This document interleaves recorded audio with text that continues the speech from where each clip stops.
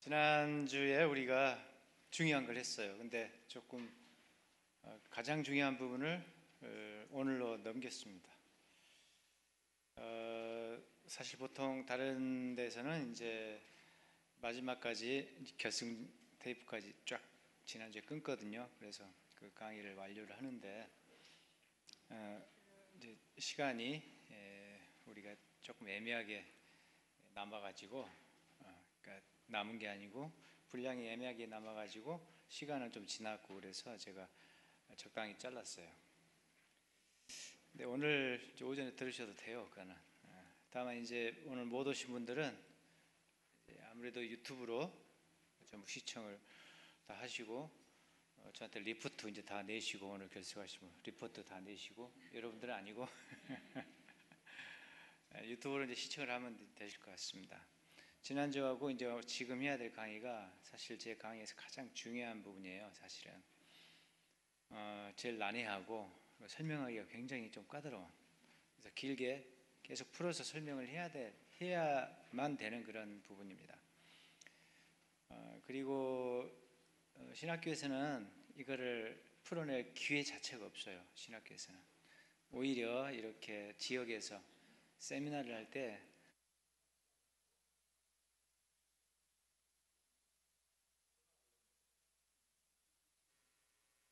갑자기 됐습니다. 이때 이제 충분한 시간을 갖고 제가 설명을 아주 그냥 제대로 해요. 근데 신학교라는 게 여러분 환상을 품으시면 안 돼요. 좀 전문적인 것들 많이 공부하시는데 성경은 제대로 공부를 안 해요. 신학교에서 애석하게도 오경 같은 경우 모세 오경 한 학기 딱 배우고 끝나요. 강론 들어가서 창세기 배우고 지금 우리처럼 레위기 한 학기 동안 배우고 전혀 그런 시간이 없습니다.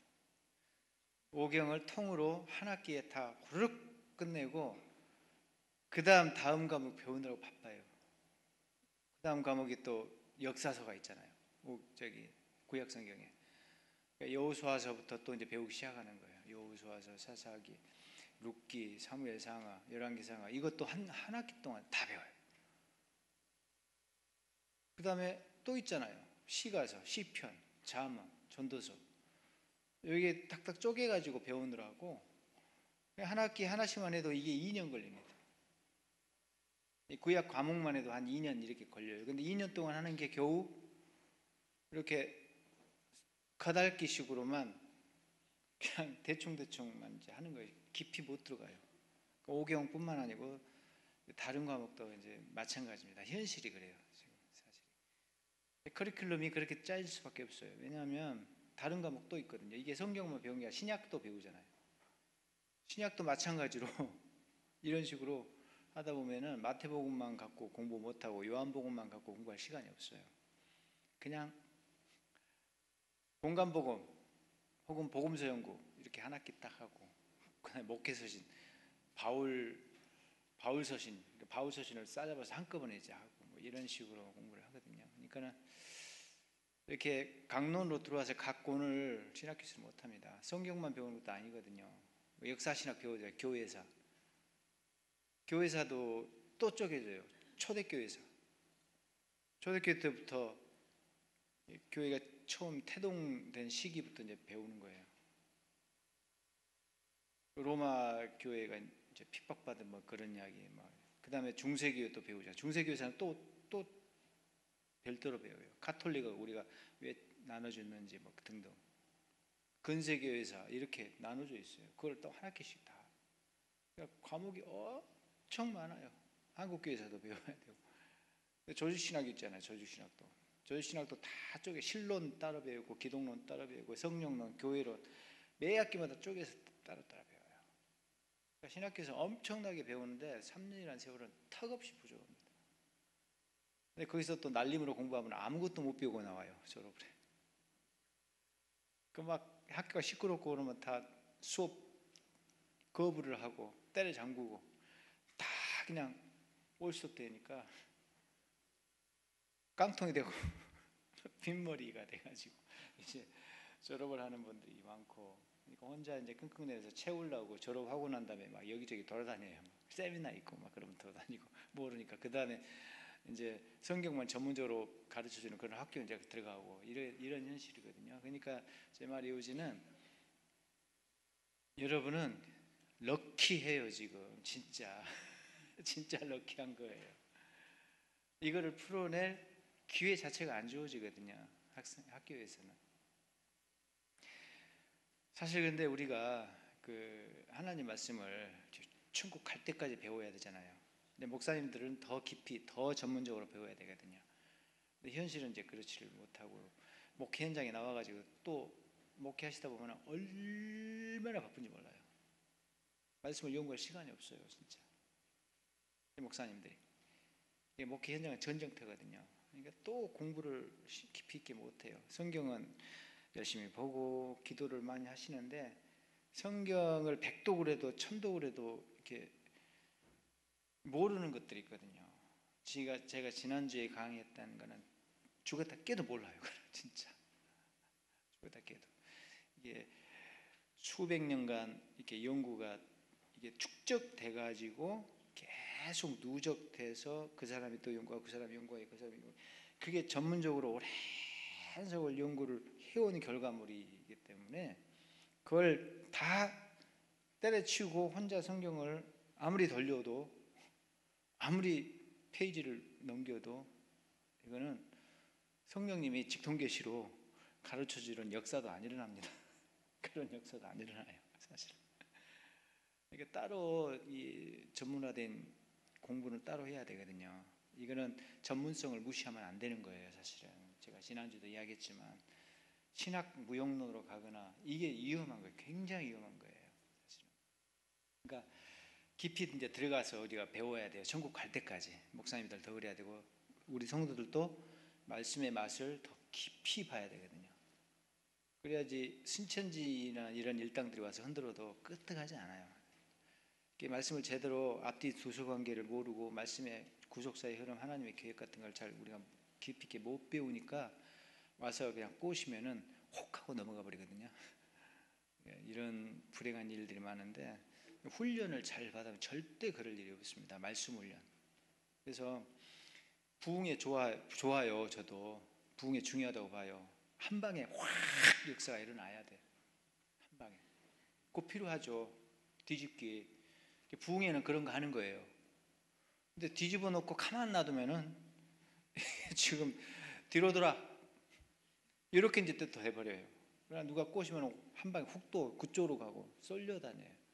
그러니까 그런 부흥에도 분명히 말씀 착용에도 있어야 되는데 우리가 성경을 딱 보면요 바울이 그런 부흥회를 한 방에 또 하긴 했어요. 강력한 성령의 역사로 대중 집회도 하고 그런 모습을 보이는데 바울이 정말 전력을 기울였던 것은 고린도교에서 3년간 말씀을 강의하고 말씀을 가르치는 일 그런 거였어요. 그래서 말씀을 계속 풀어내는 일을 그건 부흥회가 아니에요. 지금과 같은 모임이에요. 지금 같은 모임에서 계속 말씀을 더 깊이 막 들어가는 그런 작업을 바울이 했거든요. 그러니까 바울 설교 듣다가 졸다가 떨어져 죽고 막 이런 일이 발생하잖아요. 부흥회 때는 그런 일이 없습니다. 여러분. 그러니까는 주로 이제 말씀을 이렇게 조용히 풀어내는 하나하나 끄집어내서 더 열어보고 더 깊이 들어가고 더 많은 것을 깨닫고 뭐 이런 과정들을 계속 했다는 거죠. 그러니까 결국 말씀 공부를 계속 하는 것이 중요해요. 부흥회도 중요하지만. 근데 우리는 한 방에 막 뜨거워져야 돼. 그것만이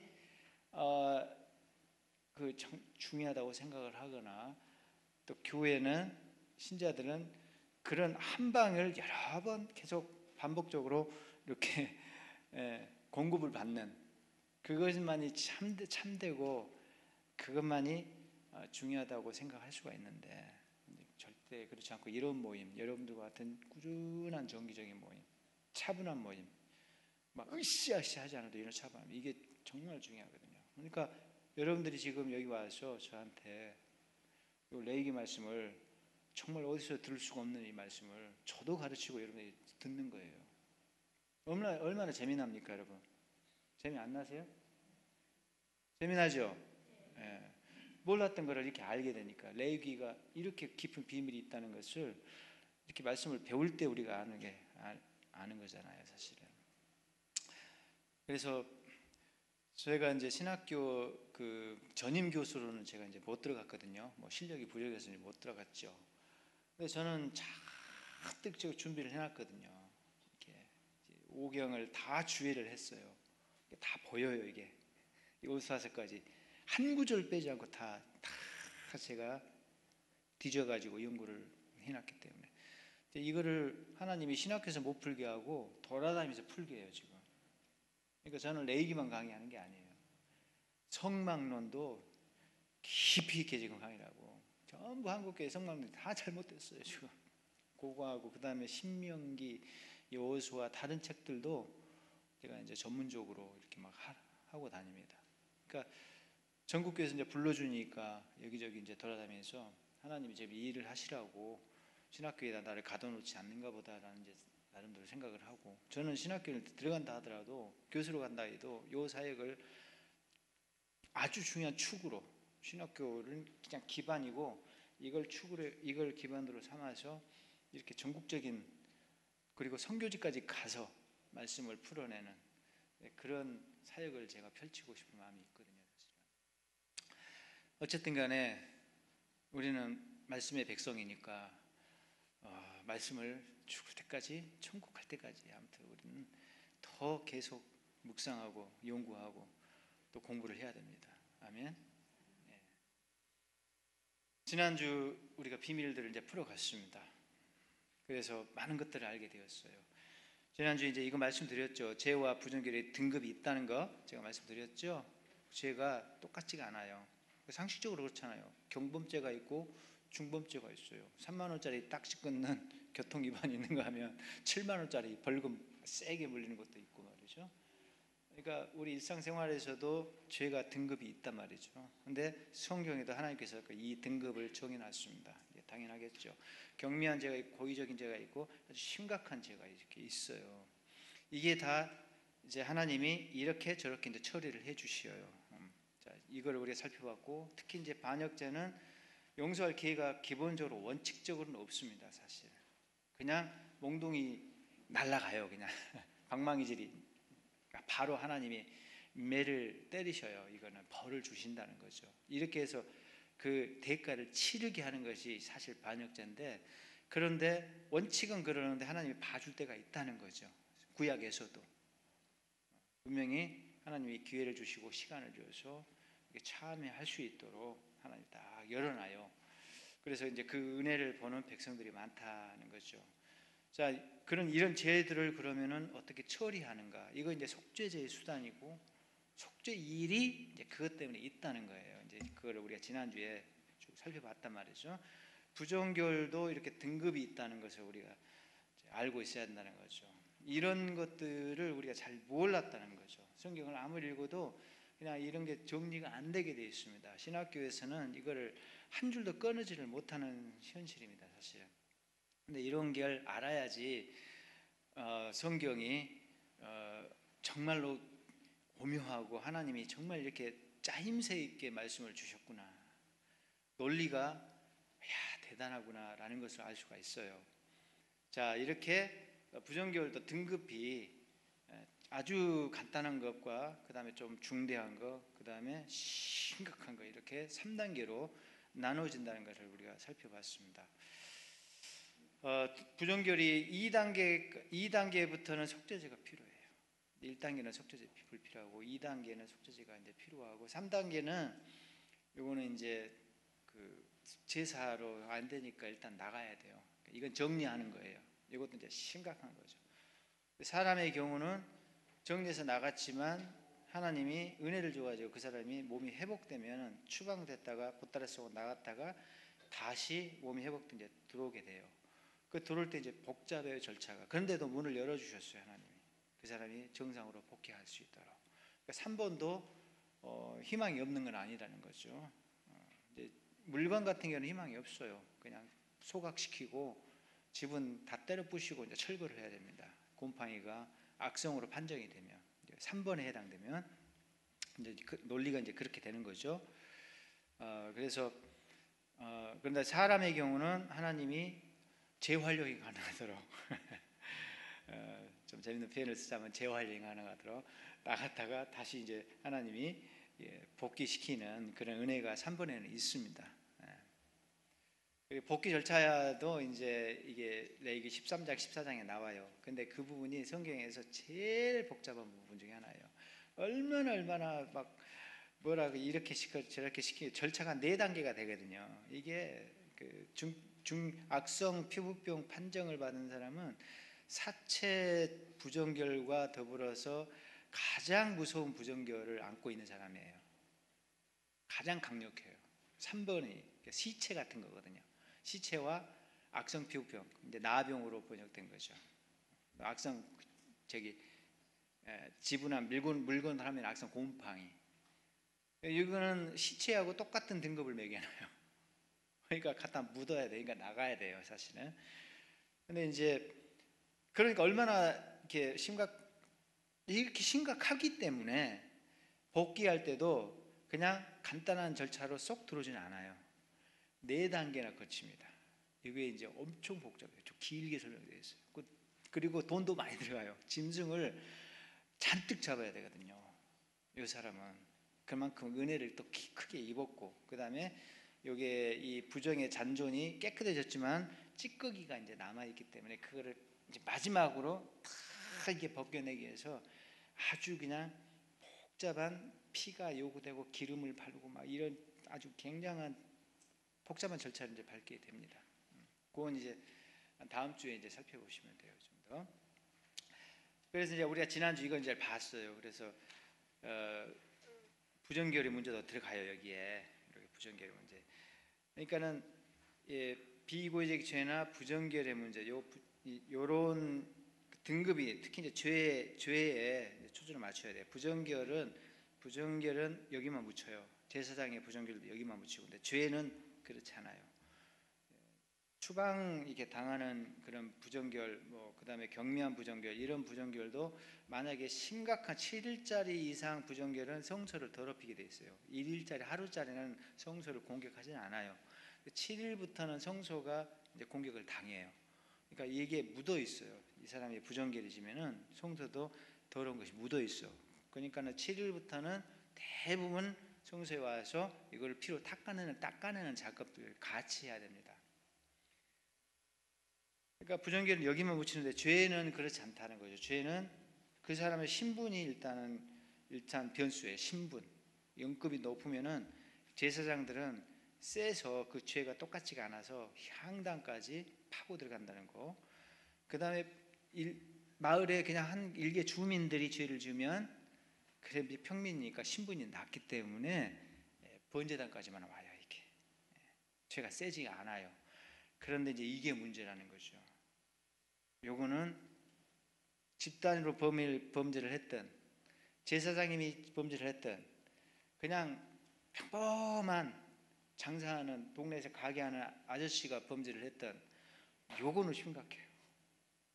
신분을 떠나서, 지위를 떠나서, 한 사람이냐 단체냐를 떠나서, 이거는 일단 죄를 짓잖아요. 중범죄, 반역죄, 하나님께 한번 해보자는 그런 죄이기 때문에 이거는 이제 셌어요.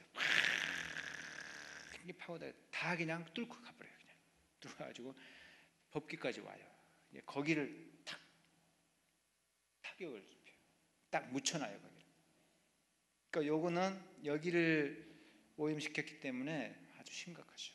근데 문제는 여기를 못 들어간다는 거예요. 그래서 묵혀놓을 수밖에 없다. 언제까지? 속죄일까지 묵혀놓을 수밖에 없다는 거죠. 그래서 속죄일이 필요하다는 거죠. 그래서 제가 지난주에 말씀드렸죠. 네. 속죄일에 이거를 가장 중요하게 닦아내야 된다라고 말씀드렸어요. 근데 사실은 여기도 청소하거든요. 속죄일에 여기도 피를 소피 한번 뿌리고 염소피를 또 뿌려요. 숫소 순염소 피를 2차례 또 여기를 뿌려야 돼요. 여기도 장단. 근데 여기는 왜 그럼 뿌리지? 평상시에 그냥 뿌려버리지. 왜 그때 뿌리지? 그것도 2번이나? 그 다음에 번제단도 또 소피 뿌리고 염소피 거기도 또 뿌려요. 짐승 두 마리를 잡아서 이중으로 그냥 세탁을 해요. 아니 평상시에 늘 뿌리는데 왜 그날 속죄일에 또 뿌리지? 라고 우리가 이제 조금 깨우통할 수가 있어요. 사실 그 이유가 이제 뭐라겠죠? 제가 다 까먹었죠. 자, 시험지 꺼내세요. 자, 오늘 바로 쪽지 시험 보겠습니다. 왜 그런다겠어요? 평상시에 여기 청소하는데 청소 안 하고 그냥 지나가 버리는, 까먹고 넘겨버린 그런 죄의 쓰레기들이 거기에 숨어 있다는 거죠. 그럼 우리가 인지를 못해요. 내가 죄를 지어놓고 내가 몰라. 그런 죄들이 제사장이 그런 아차하고, 아차도 아니죠. 뭔 짓을 했는지 자체를 몰라요. 근데 죄야. 그럼 여기가 공격 당한 채로 오염돼 있어요. 이거는 간파를 못하기 때문에 그냥 넘어갈 수밖에 없죠. 근데 그게 한 건, 두 건 그렇게 계속 반복되면은 여기에 그 오염이 누적이 된다는 거죠. 무슨 말인지 알겠죠? 무슨 말인지 알겠죠? 그러니까 평일에 씻어내질 못해요. 죄가 인식이 안 되니까. 여기는 이제 일반 평민들이 맨날 죄 짓잖아요. 죄 지어놓고도 몰라요. 어리석게도. 그런 경우 많아요, 사실. 그럴 때 나는 모르지만은 여기가 이미 더럽혀졌어요, 나 때문에. 나도 그 죄가 나한테 아직 해결되지 않은 채로 있는 거고, 나에게도. 그런 게 나도 연중에 하나, 둘, 뭐 여러 개가 될 수 있고, 다른 사람도, 저 사람도 다 있을 수가 있어요. 그런 게 전부 여기에 축적이 돼 있는 거예요, 지금. 지난주 설명했죠? 네. 그걸 청소해야 돼요, 그걸. 그러니까 이건 대청소라는 거죠. 날 잡아서, 자, 구석구석 우리가 닦아내자, 쓸어내자. 하나님이 딱 나를, 대청소하는 나를 잡았다는 거죠. 그 작업을, 그래서 이제 삼중 공간을 다 구석구석 피를 두 차례나 이중적으로 피를 뿌려가면서 작업을 다 청소하는 작업을 해요. 그게 속죄일이에요. 그러니까 속죄일이 가장 중요합니다. 평일에 속죄제도 중요한데 대청에서 한꺼번에 해결하는 속죄일이 가장 중요해서 제2 시스템, 속죄 시스템에서 이날이 가장 중요했어요. 그래야지 제대로 이제 원상복귀가 되니까 모든 것이 제자리로 와요. 이제 이날. 그래서 반짝반짝하게 된다니까. 광택이 난다니까. 얼굴도 완전히 죄가 다 사라졌기 때문에 백성들이 죄가 얼굴도 그냥 거룩한 백성으로 광채가 나는, 방금 목욕을 제대로 하고 나온 그런 사람처럼 모든 죄의 때가 다 씻겨나가요. 1년에 한 번 그렇게. 그리고 딱 새 출발해요. 성소도 하나님의 집도 깨끗하게 단장돼서 새로 이제 사용하기 시작하고, 백성들도 이제 진짜로 제대로 모든 죄의 때를 다 벗겨내고 새롭게 출발하는 거죠. 예. 뭐라고 하시는지. 예. 자, 그래서 이제 이 그 속죄일 시스템이 중심 중에 중심이란 말이죠. 그래서 레위기 9절을 보면은 레위기 16장에 딱 중앙에 있어요. 그것 때문에, 그 이유 때문에. 구절을 이제 다음 주에 살펴볼 거예요. 구절을. 자, 동물 제사에 피 뿌리는 동작 이제 네 가지. 이것도 지난주에 했죠? 네, 지난주에 꼭 안 한 것처럼 표정들이 그러시는데 지난주에 했죠? 네, 이것도 이제 제가 설명을 드렸어요. 속죄제는 이렇게 특유한 동작을 한다. 근데 그게 이 특이한 동작, 특히 1번과 2번이 중요해요. 손가락을 담궈서 피를 묻혀서 피를 뿌려대고 발라대고 하는 작업인데, 이게 가만 보면 청소 동작과 똑같다는 거예요. 호수에 물로 슉 해서 물 청소하는 그 작업을 연상시켜봐요. 뿌리는 동작에서. 딱 그거예요. 내가 그 연상시킨 거예요. 내가. 학자들이 말하는 게 아니에요. 내가 생각해보니까 그렇게 연결이 되는 것 같더라고. 분명히 그런 의미가 있는 것 같아. 어떤 누구의 학자들 책에도 그런 이야기 안 나왔는데, 제가 보는 견제에서 이게 이 작업 자체가 물 청소하듯이 피로 이렇게 씻어내는 그런 동작으로 이제는 저는 그렇게 느낌이 와요.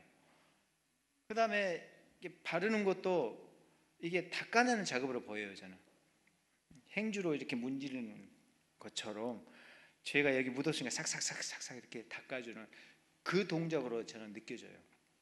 제가 볼 때는 이 두 동작은 씻어내고 닦아내는 그런 지금 동작으로 볼 수가 있어요. 그러니까 청소예요, 결국. 그러니까 속죄제는 피를 청소하기 위해서 뿌린다라는 것이 이 동작을 보더라도 우리가 분명히 알 수가 있단 말이죠. 그리고 이제 남은 거는 이제 양동이에 물 남았으면은 이렇게 이제 처분하잖아요. 이제 그걸 연상하면 되는데, 이게 저쪽 마당에다가 뿌려버리거나 이거를 폐기장으로 이제 부어버리거나 그렇게 하면 안 되고, 피는 절대 그렇게 처리하면 안 됩니다. 물청소하고는 좀 달라, 그 점에서. 그래서 이 피를 반드시 제단에 다시 하나님께 뿌려서 돌려드려야 되는데, 요거는 그런 방식으로 처리를 하고, 그 다음에 남은 것을 쏟는 그런 동작으로 이렇게 남은 피를 처분을 하게 되어 있어요. 이것도 그러니까 하나님께 돌려드리는 동작으로 봐야 돼요. 1번 같은 경우는 나머지 모든 동물 제사가 이 동작을 합니다. 통일되어 있어요. 한 가지로 공통적입니다. 양푼채 들고 가서 바퀴스 때 들고 가서 쫙쫙 뿌리는, 그러니까 벽면에 뿌리기입니다. 이거는 벽면에 뿌리진 않아요. 이 판에 이렇게 하나님 다 끝났습니다, 이게 피는 하나님 것입니다 돌려드리는 의미가 4번 동작이 있다는 거죠. 단순한 폐기물 처리는 아니에요, 사실. 그렇게 주장을 학자들이 있는데, 그러면 밖으로 반출시켜야죠. 분명히 이거는 단순한 폐기물 처리 동작은 아닙니다. 자, 그래서 두 동작은 분명히 그런 의미를 갖고 있고, 제가 이제 이건 이제 안 했죠? 이거 안 했죠? 지난주에 아마 요거까지는 제가 말씀드린 것 같고, 두 종류의 속죄제가 있는데, 속죄제가 크게 종류가 둘로 나눠집니다. 그러니까 짐승의 사이즈를 말하는 게 아니에요. 소가 됐든 염소가 됐든 이게 두 개로 쪼개지는데, 제사장이 먹도록 허용한 것이 있고, 자, 요거는 니네들 먹어도 돼, 괜찮아, 이렇게 있고, 또 한 가지는 밖으로 내다 버려서 태워야 될 것이 있어요. 그러면 언제 먹고 언제 밖으로 태우냐는 거죠. 그 기준이 주어집니다. 기준이 주어져요. 그러니까 태우는 속죄제가 있고 먹는 속죄제가 있어요, 쉽게 말하면. 이것도 신학교에서는 절대로 가르칠 기회가 없습니다. 이것만 해도 한 30분 이상 설명을 해야 돼요. 근데 지금 여기서는 좀 간단히, 이게 복잡한 문제를 갖고 있거든요. 왜 태우냐, 왜 먹냐, 이 문제가 속죄제 제사의 기능과 관련돼서, 이게 어떤 먹는 것이 어떤 효과를 내고 태우는 건 또 어떤 효과를 내고, 이것과 관련해서 아주 복잡한 논쟁이 진행됩니다. 그래서 상당히 장시간 설명을 해야 돼. 간단히 제가 결론을 말씀드릴게요. 두 종류로 나눠지는데, 이 기준이, 태우는 기준이 있어요. 태우는 기준이 뭐냐, 이것만 알면 돼요. 언제 태운지만 알면은 나머지를 먹으면 되거든요. 그러니까 그 태우는 기준만 알면 돼. 이 경우는 태운다, 나머지는 먹으면 돼요. 그러면 태우는 기준이 뭐냐, 그 태우는 기준이 두 가지가 있어요. 자, 먹을 때 잘 봐요. 먹을 때는, 자, 하나님 앞에 제물을, 동물 제사를 바칠 때 번제는 가축 빼고 다 바친다고 했어요. 남기고, 사람 몫이 전혀 없다고 말씀드렸죠. 그 나머지 제사는요, 태우는 부위가 통일되어 있습니다. 똑같아요. 화목제든 속죄제든 속건제든 딱 태우는 부위가 완전히 똑같은데, 그게 내장, 복부 기름하고 복부에 엉겨붙은 그 기름 덩어리하고 내장 일부만 이제 태워요. 콩팥하고 간 한 토막, 요것만 태우고 몸통에 고기가 다 남아요. 요거를 처분하는 방법이 다 다르다는 거죠. 당장의 화목제는 사람이 다 나눠 먹게 돼 있어요. 화목제 우리가 다 살펴봤죠? 다 배웠죠? 예. 제사장 목 조금 떼드리고, 나머지 이거는, 이 고기는 성소에서 먹지 않아요. 그 김 집사님이 와서 화목제 바쳤으면 들고 집으로 가요. 자기 처소로, 마을로 가서 잔치를 벌려요. 이거는 뭐 작은 짐승 가지고는 이제 가족과 친족들만 모여서 이렇게 배불리 먹고, 이게 감사가 이제 좀 넘치고, 그러니까 형편이 넉넉하잖아요, 내가. 그러면 동네 사람들이 다 초청해서 소를 잡고 뭐 이렇게 이제 돼 있다고 보시면 돼요. 그런데 이제 속죄제하고 속건제가 문제예요. 자, 일단 속건제는 속건제도 지금 쌍둥이 제사로 죄를 위한 제사로 속죄제의 다른 버전이라고 보시면 돼요. 속건제도 결국은 두 개가 붙어져 있는 쌍둥이 제사예요. 근데 항상 대표성은 속죄제가 갖고 있습니다. 대표성은 다만 죄의 종류가 조금 다르니까 간혹 이제 속죄제를 제물과 관련돼서 이제 속죄제를 바치게 돼 있다는 거죠. 근데 속건제를 바치게 돼 있다는 거예요. 속건제는요 무조건 제사장이 먹어요. 이거는 무조건 제사장이 먹어. 그 몸통의 모든 고기를. 속죄제가 문제예요. 속죄제. 속죄제 왜 속건제는 제사장이 먹냐면요. 결론만 말씀드릴게요. 속건제는 고기 상태가 멀쩡해요. 이거는 고기 상태 자체가 괜찮아요. 아무렇지도 않아. 그래서 이제 그거는 이제 하나님이 요거는 괜찮으니까 먹어라. 그러니까는 그것은 고기 상태가 멀쩡하다기보다도 그 먹을 만한 상태라고 보시면 돼. 왜냐하면 죄가 결부되어 있기 때문에 안수를 하잖아요. 안수를 하면 이게 죄가 넘어가잖아요. 짐승에게.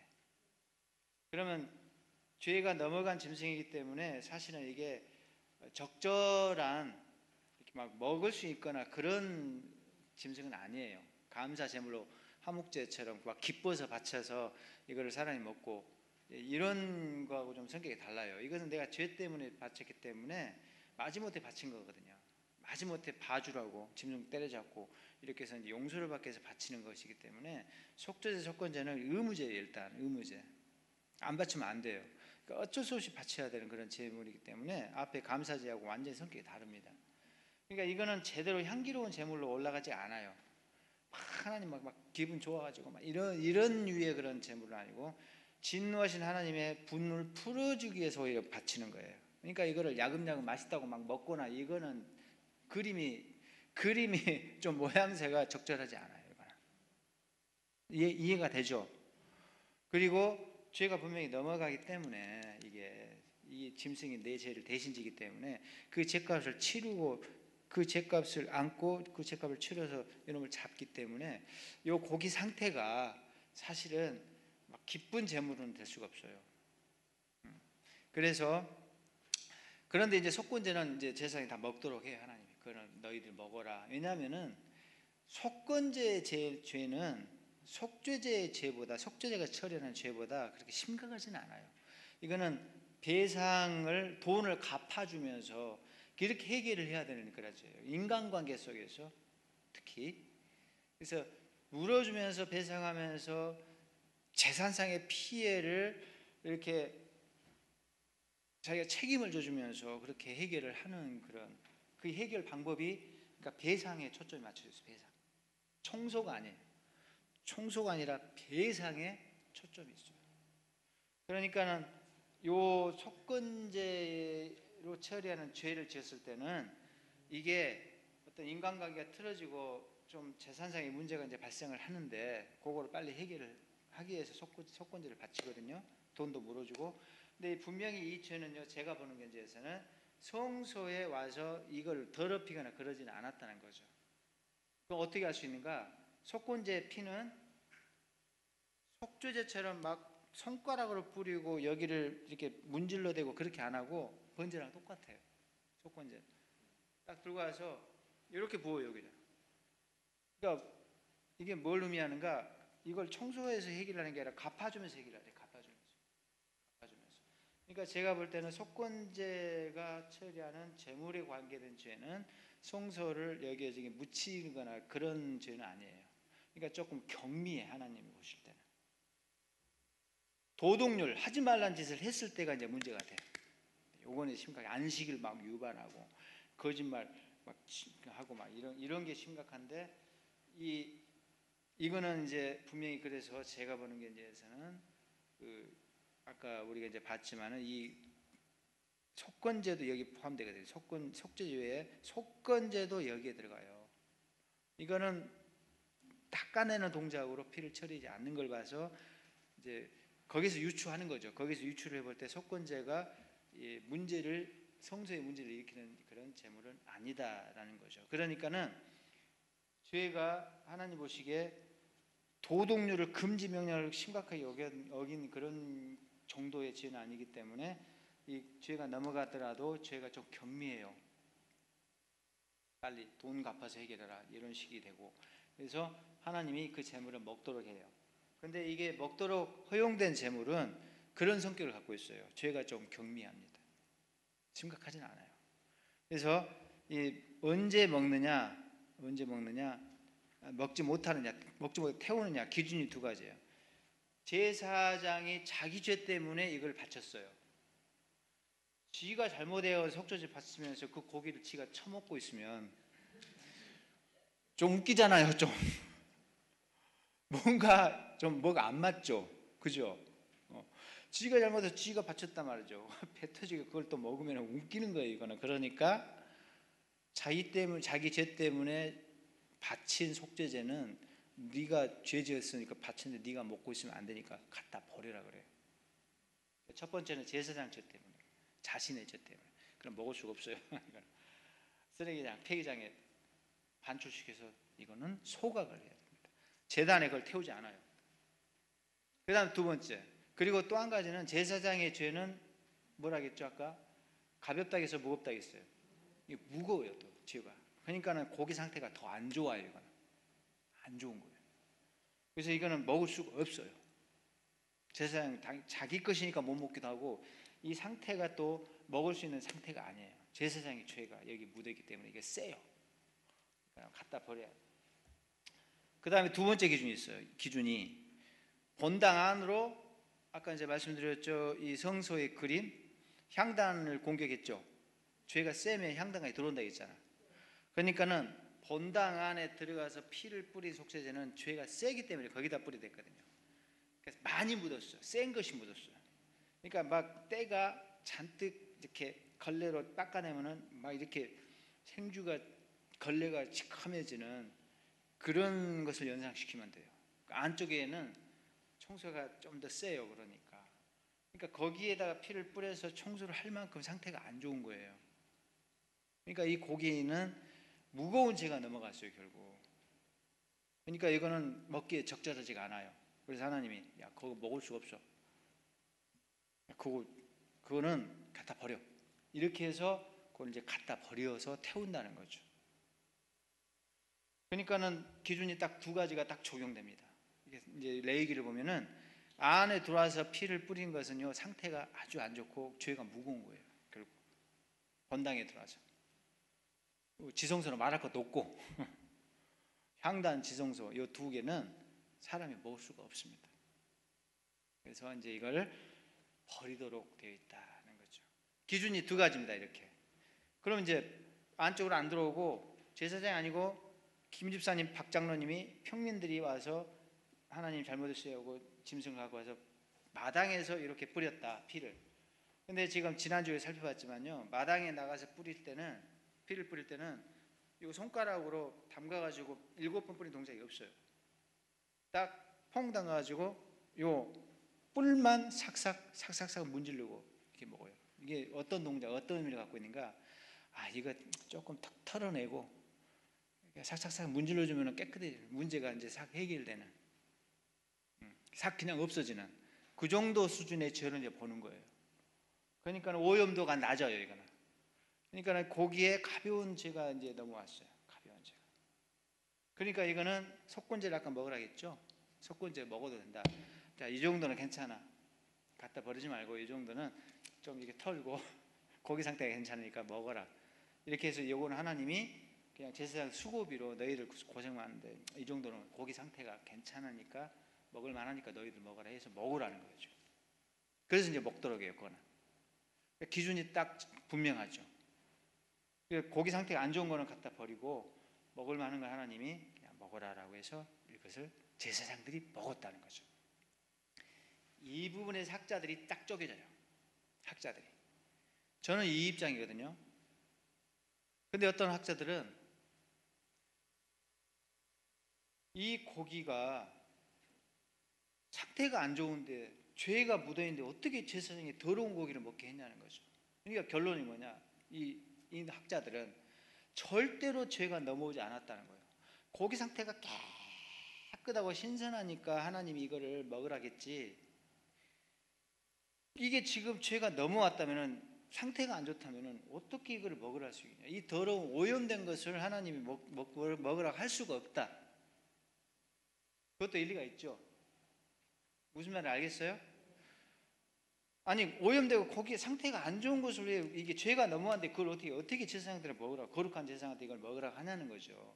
이게 이 고기는 절대로 죄로 오염되지 않았다는 거예요. 속죄제 제물이, 이 짐승이 죄가 넘어오지 않았다는 거예요. 여기에 요거는 멀쩡하다는 거예요.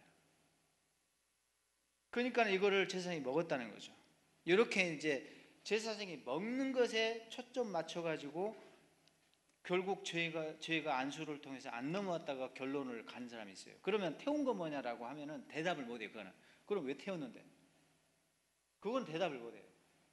아, 먹으라는 것이 중요하다. 죄가 묻었다면 도저히 먹을 수가 없다. 라고 이제 주장을 하는 거죠. 그리고 또 한 가지 논리는, 죄가 묻었으면 상태가 안 좋으면은 어떻게 이게 제물로, 이게 오염된 걸 어떻게 제물로 올리냐. 요 논리가 이제 그럴듯하죠. 죄가 넘어와 버렸어. 그 죄가 있어, 묻었어. 그거를 하나님 올립니다. 이 더러운 것을 어떻게 제물로 올리냐는 거지. 상태가 깨끗한 거 올려야지. 그러니까는 제사장이 먹는 걸 봐도 그렇고, 이게 제물로 올라갔다는 것을 볼 때도 그렇고, 이거는 순수하게 아주 그대로 보존되어 있는 깨끗한 고기로 올라가 있다. 죄가 그러니까는 결국 이 두 가지 근거로 죄가 안 넘어왔다고 주장을 해요. 이런 소리는요, 그 신학교 그 학생들 앞에서도 하는 것이 아니고, 교수님들, 학자들이 모여 있는 학회에서 하는 이야기예요. 지금 한 단계 더 높아서, 등급을 높여서. 이해가 되세요? 제가 제 논리를 따라오세요, 여러분들. 제 논리가 지금 여기 조금 딴 생각하면은요, 테이프 딱 끊기면요, 그 다음부터는 1시간 동안 아무것도 모릅니다. 자, 무슨 말인지 알겠죠? 그러니까 이 고기가 제사장이 먹는 걸 봐도 그렇고, 제단에 올라갔던 걸 볼 때 상태가 안 좋은 것을 올릴 수가 없고, 상태가 안 좋은 제사장이 먹을 수가 없으니까 이것은 깨끗한 상태라는 거죠. 그럼 깨끗한 상태라는 것은 뭘 의미하는가? 죄가 넘어오지 않았다는 거예요. 결국 이렇게 주장하는 사람도 있어요. 그럼 태우는 거 뭐냐? 답변해봐라. 그건 대답을 못해요. 막 희한한 말도 안 되는 논리를 동원해. 밖에 나가서 반출시킨 거는. 그래서 이제 내가 반박을 딱 하나 하지. 조목조목 반박을, 이제 몇 가지 반론이 있어요. 여기에 대해서 몇 가지 반론이. 일단 태운 거. 일단은 태운 걸 볼 때 이거는 분명히 더럽다. 왜? 밖으로 반출시킨 거는요, 모든 것이 더러워서예요. 밖으로 격리시키고 추방시키고 철거시키고, 이 모든 것들은 썩거나 너무 상했거나 상태가 심각하게 망가졌거나, 이거는 다 처리하라고 그래요. 그러니까 너무 더러운 것은 나가요. 그걸 볼 때 이거는 100% 오염됐어, 고기가. 첫 번째 논리가 그거예요. 두 번째, 잘 들으세요. 그러니까 오염됐다는 증거를 내가 이제 말씀드리는 거예요. 두 번째는, 지난번 우리 화목제 고기 말씀드렸죠? 화목제 우리 배웠잖아. 화목제 때 유통기한이 하루짜리가 있고 이틀짜리가 있었죠. 잘 들어요. 하루짜리 있고 이틀짜리가 있었죠. 그러면 하루 지나면은 못 먹는 데 있잖아요. 또 어떤 고기는 이틀 지나면 못 먹죠. 그러면 하나님이 이거 더러워졌어 하고 갖다 버리라고 했잖아요. 그렇죠?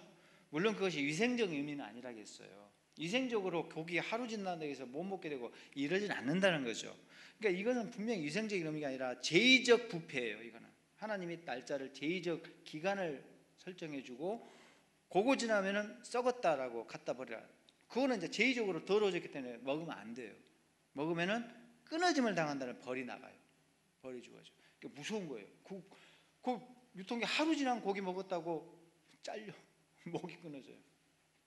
죽음의 형벌과 같은 커팅 오프라는 끊어짐의 형벌이 그 사람한테 주어진단 말이에요. 이거는 죽음과 동급의 형벌이에요. 어찌됐든 그만큼 엄하게 금지했는데, 고기 상태가 안 좋은 걸 먹지 말라는 거죠. 이제 여기서 잘 보세요. 하루 지난 고기, 감사의 화목제는 하루에 다 먹어치워야 돼요. 이틀째는 못 먹어요. 그러면 하루 그날 이제 먹도록 했는데 이틀째를 못 먹어요. 이제 먹지 말고 버리라고 했잖아요. 근데 다른 두 종류, 나머지 이제 화목제가 남아 있잖아요. 서운의 화목제하고 자원의 화목제 두 개 더 있다고 했어요. 자, 기억나세요? 두 가지가 더 있어요. 화목제가. 요거는 유통기한 이틀이에요. 그러니까 첫날 먹어도 되고 두 번째 날 먹어도 된다는 거죠. 자, 그럼 여기서 잘 봐요. 감사의 화목제는 하루만 지나면 이거는 갖다 버려야 돼. 태워야 돼. 근데 다른 화목제는 이틀간 먹어도 돼. 그러면 이틀째 되는 것은 상태가 어떠겠어요? 상태가 더 안 좋죠.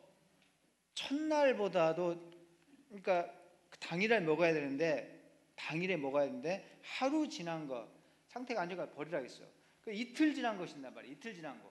하루 지난 게 이틀이니까 이틀 지난 거.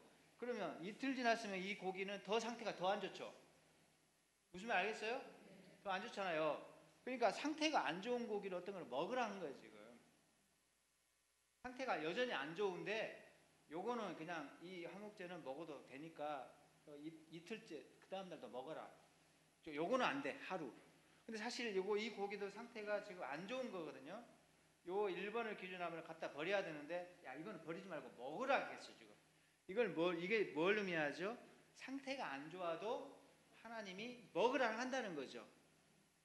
제의적으로 부패를 딱 붙였는데도, 자, 이거는 괜찮아, 먹을만하다고 하나님이 먹도록 허용을 했다는 거죠. 이해가 되세요?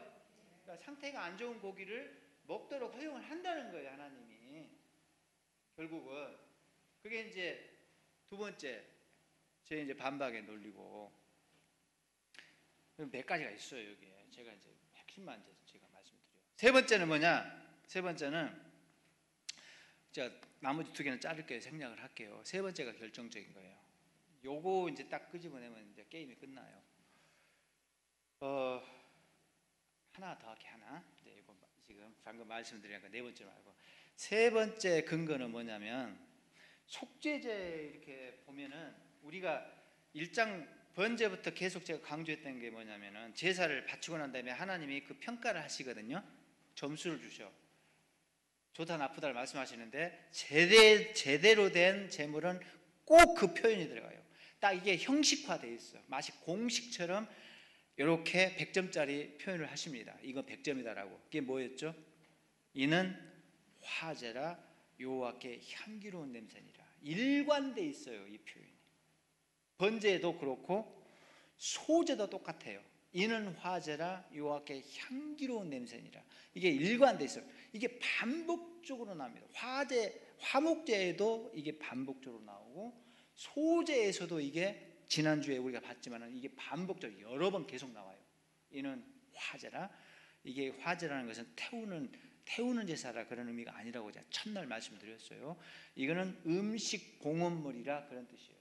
맛있게 드십시오 하고 아주 거난 특식을 하나님께 바치는 그런 개념이라는 거죠. 임금님께 올려드리는 밥상 개념이라는 거예요. 요거는 그러니까 이는 특식 음식 봉헌물이라 여호와께 향기로운 냄새다라는 그런 평가를 하나님 꼬박꼬박 이렇게 거기다 마지막에 이렇게 달아주셔요. 소제, 화목제도 똑같아요. 화목제도 똑같은 표현이 나가요. 근데 속죄, 속건제는 한 번도 안 나와요. 한 번도 안 나와요.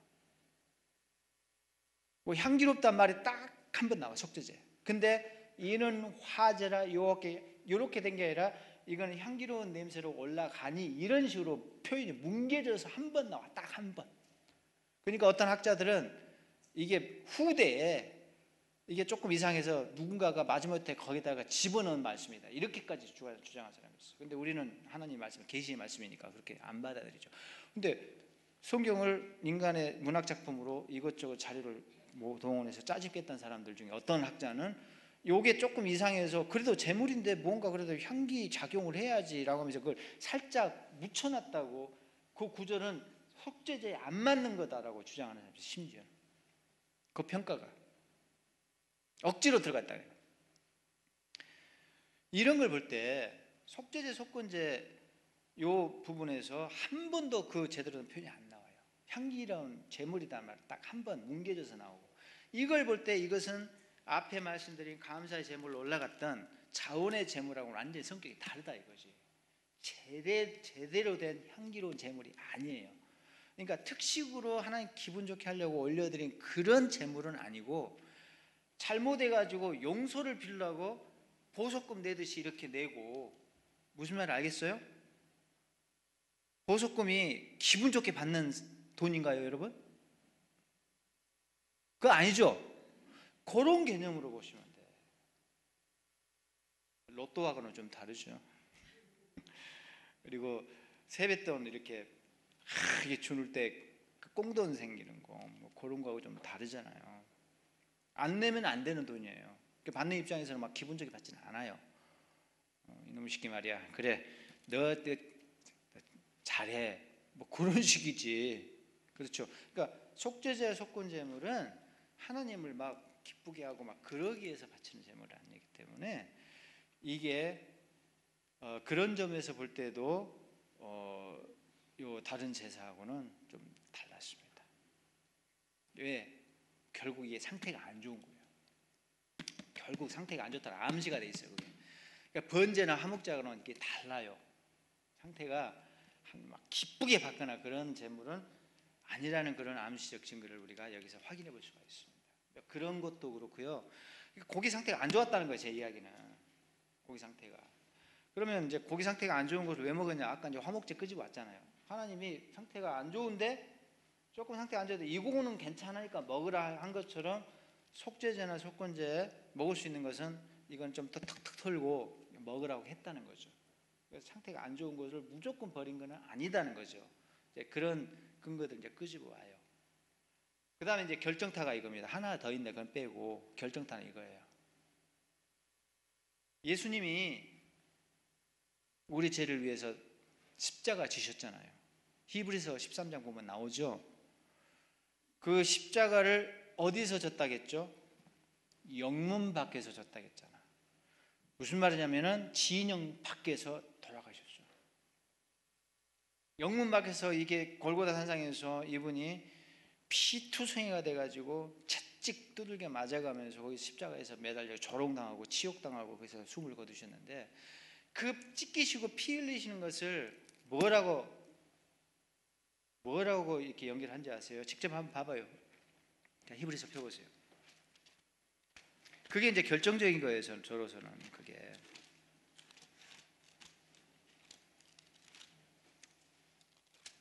히브리서 13장 보시면 12절 보세요. 11절부터 13장 11절. 이는 죄를 위한 짐승의 피는 대제사장이 가지고 성소에 들어가, 육체는 이렇게 돼 있잖아. 육체는 영문 밖에서 불살라 버렸다. 지금 십자가 골고다 산상에서 영문 밖에서 십자가에서 달려서 피투성이가 된 채 그 죽으신 것을 뭘로 지금 연결시키냐면은, 영문 밖에서 불살라진 이 속죄제 고기로 연결시키고 있어요. 이 속죄 고기를 밖으로 빼내 가지고 소각장에, 폐기장에서 거기서 다 불태워서 없애거든요. 마치 예수님이 그렇게 폐기된 짐승의 육체처럼 영문 밖에서 십자가상에서 불사름을 당하고 돌아가셨다는 거죠. 이해가 되세요? 그러면 왜 예수님이 그렇게 태워지는 육체 짐승에 살이 돼가지고, 태워지는 살이 돼서 영문 밖에서 불살로 십자가에서 죽으셨냐는 거죠. 왜 예수님의 몸뚱아리가 영문 밖에서 그렇게 불살라졌냐는 거죠. 왜 그랬겠어요? 왜? 우리 죄를 대신 지고 그 더러운 육신이 돼가지고, 예수님의 몸이 모든 세상의 죄를, 우리의 죄를 다 짊어졌기 때문에 이 더러운 그런 살코기가 짐승의 살이 되어서, 육체가 되어서 이거를 밖으로 빼내서 거기서 소각시켰다는 거죠. 너무 더러워서. 이해가 되세요? 이해가 되시죠? 그러니까 이 고기가 너무나 더럽기 때문에 죄로 먹으면 안 돼. 태워야 돼, 이거는. 그래서 밖에 태웠다는 거죠. 그런데 히브리서 기자가 이것을 예수님의 죽음으로 연결하십니다. 그 상처투성이, 피투성이가 된, 살이 찢긴 그 육체의 고난으로 이것을 지금 연결하고 있다는 거죠. 이해가 되셨죠? 결국은 예수님도 죄를 짊어지고 죄를 진 상태에서 지금 모든 사람의 죄를 떠안은 상태에서, 아주 그러면 죄인이니까 상태가 안 좋죠. 죄를 덤탱이 썼으니까. 그 죄를 떠안은 상태에서 하나님께 제물로 바쳐졌어요. 이해가 되시죠? 그러니까 다시 구약으로 가면, 레위기로 가면은 이 짐승의 죄가 넘어가 가지고 죄를 짊어진 상태에서 도살다기 피 뿌리고 찌고 하나님 앞에 제물로 올려 바치고 이거를 태우고 했다는 거예요. 그러니까 이 제물로 올라간 상태에서, 이 올라갔다 해서 무조건 순수해야 된다, 이게 논리가 성립이 안 돼요. 깨끗한 것만 제단에 올라와야 된다. 예수님 죄 짊어지고 올라가셨거든요. 이해가 되시죠? 이게 결정적인 거예요. 학자들은 정말 웃겨요. 너무 웃겨. 고기가 멀쩡해야 된다는 거예요.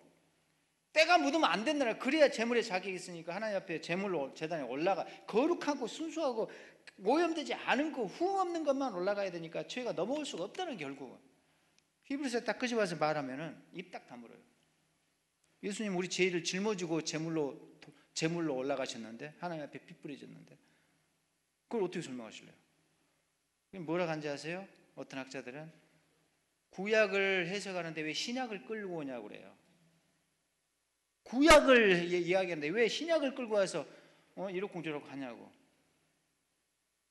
이게 학자들이에요. 참 도저히 이해가 안 가요. 저는 하나님이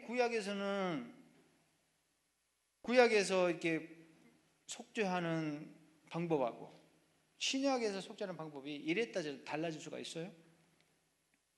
일관돼 있어요. 그 짐승이 그리스도를 예표하기 때문에 예수님 오시기 전에 그 짐승이 예수님 역할을 하면서 매년 수도 없는 짐승들이 이렇게 죽었는데, 그 예수님의 그림자 역할을 하면서 가리키면서, 이게 어떻게 같지가 않냐고요. 왜 다르냐고. 이게 왜 신약을 갖고 와서 구약을 해석하는지, 그 논리를 거기다가 적용할 수가 있냐는 거죠. 물론 저는 논문에 히브리서는 단 한 글자도 안 썼어요. 왜냐? 구약은 구약의 논리로만 풀어내야 돼요. 끄집어보면 안 돼. 그러나 전제를 깔고 그거는 잘라냈지만은 그걸 가지고 그러면은 내가 이제 설명을 해내는 거죠. 분명히 이게 정답이기 때문에 구약 안에서 요것만 빼고 아까 이제 제가 말씀드린 세 가지, 네 가지를 거기다가 집어넣어서 이거는 분명히 더러운 상태가 맞다라고 이제 결론을 내리는 거죠. 엄청 복잡하죠? 어렵지 않아요? 쉬워요? 이 정도는 뭐 쉬운 좀 먹기에 다들? 제가 설명을 좀 잘했나요? 예. 네, 그런 점에서 좀 늦었지만은 10분간 휴식합시다. 그리고 한 30분만 더 하면 오늘 강의 끝나요. 해야 될 것은 끝납니다. 마침 우리가 이제 한 주를 더 하기로 했으니까 굉장히 여유가 있습니다. 제가.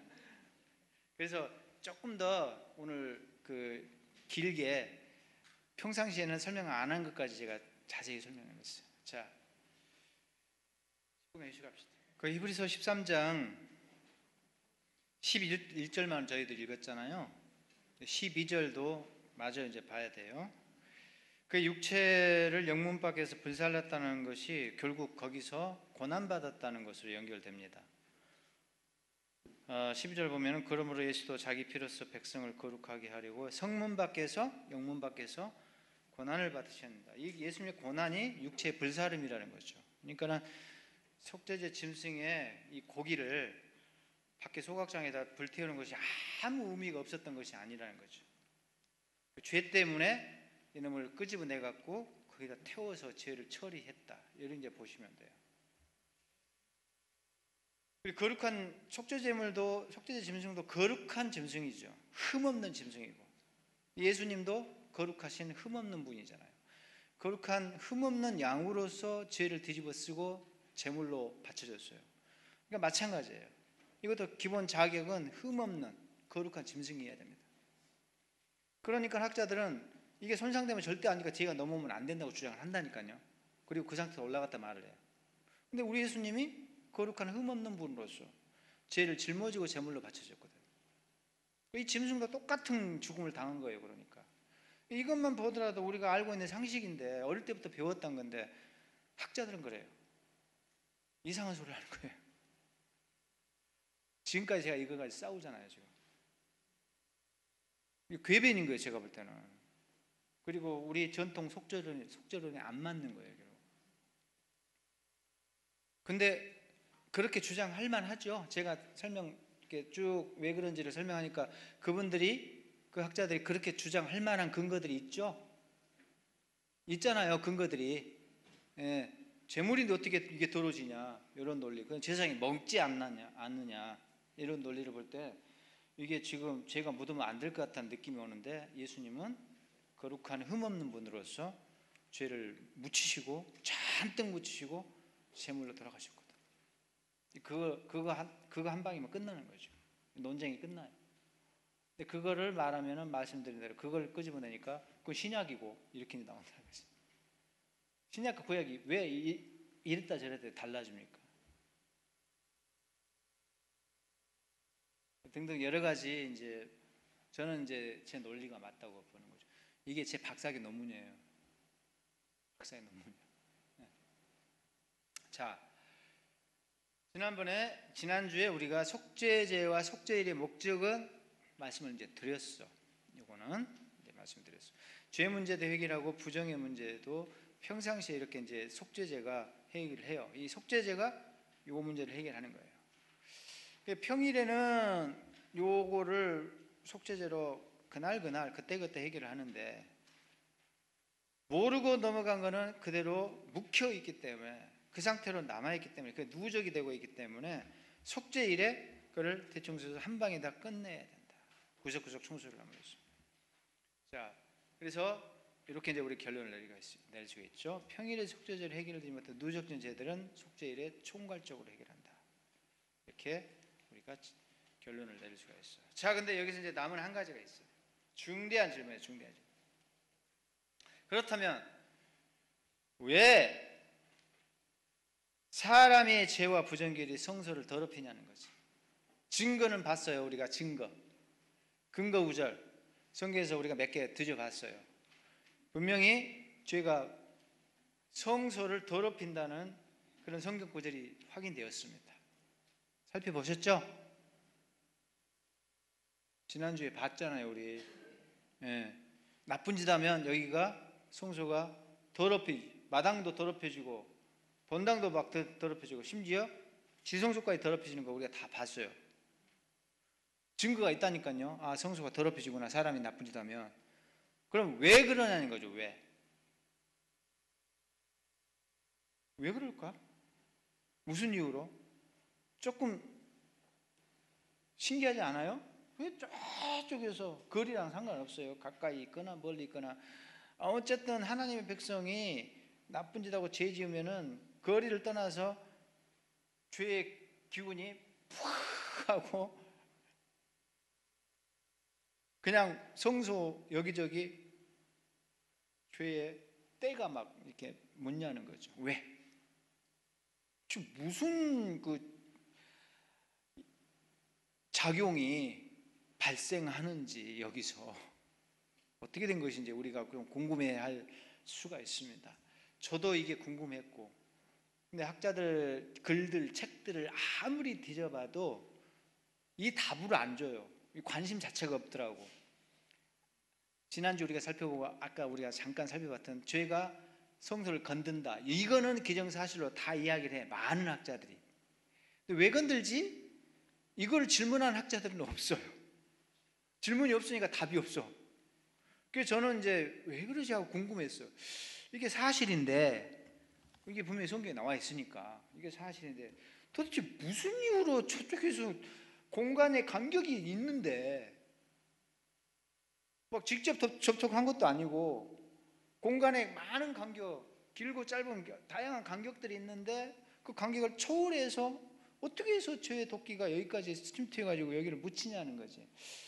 이게 어떻게 된 건가 이제 궁금했는데, 저는 이제 해답을 찾고 싶어가지고 그걸 해답을 찾아서 이제 박사학위 논문에 넣었습니다. 제가 그걸 딱 넣었어. 그러니까 교수가 야, 그럴듯하다. 야, 이거 큰 발견이다. 라고 이제 말씀을 하셨는데, 답이 있어요, 여러분. 그게 출애굽기 24장에 나와 있습니다. 출애굽기 24장을 성경을 펴도 됐고 좋고 화면을 보셔도 돼요. 24장 1절부터 8절은 시내산 언약의 현장입니다. 언약 세레모니, 언약 체결식을 해요. 다 산 밑에서 하는데, 시내산에 이제 백성들을 소집을 해 하나님이. 자, 올라와라 이렇게 백성들 이제 시내산 근방으로 다 집합을 시킵니다. 근데 그때 자리 배치를 해요, 하나님께서. 자리 배치를 잘 보세요. 여기를 보세요.